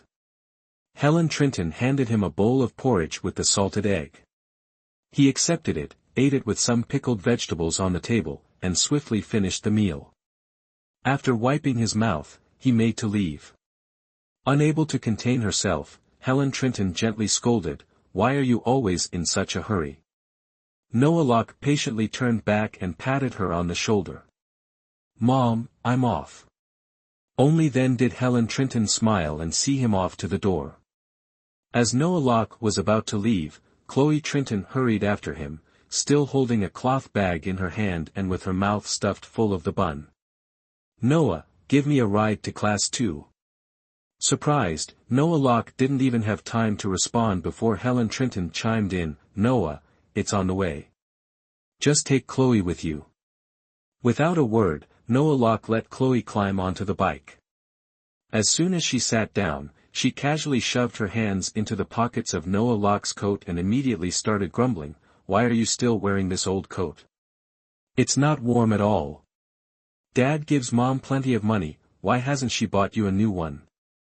The moment Chloe Trinton opened her mouth, her sharp, quick-witted personality came through. But Noah Locke was used to her chatter. Chloe was the type who only got more talkative the more attention she received, but if ignored, she would quickly quiet down. So, Noah Locke didn't respond to her complaints and kept pedaling. After a while, he asked indifferently, "Where's your class?" Instead of answering directly, Chloe Trinton pointed left, then right, giving him directions until they arrived at a modest apartment complex. Once they got there, Chloe hopped off the bike and said, "Wait for me here, I'm just going up to grab something." Noah Locke assumed she was going to her tutor's house. Seeing her hop off, he was about to turn the bike around and leave, but she called out, "Don't go yet, I'm not at school yet. Come upstairs and help me carry some things down." Noah Locke stood still for a moment, and Chloe Trinton playfully tapped his arm, her voice tinged with a hint of mischief, "Help me carry the easel, will you? I'm just a weak girl, how could I possibly manage on my own?" Noah Locke closed his eyes briefly, letting out a small sigh before reluctantly leaving his bike and following Chloe Trinton upstairs. She quickly led him to the door of an apartment. She rang the bell, and after a short moment, the door swung open. A guy, shirtless and yawning, stood there. Seeing Chloe Trinton, he didn't ask any questions, just stepped aside to let them in before wandering back inside the apartment. Chloe Trinton pulled Noah Locke inside with her. The place was a mess, several guys were sprawled across the floor, fast asleep. The air was thick with the stench of cigarette smoke and alcohol. Noah Locke wrinkled his nose in disgust.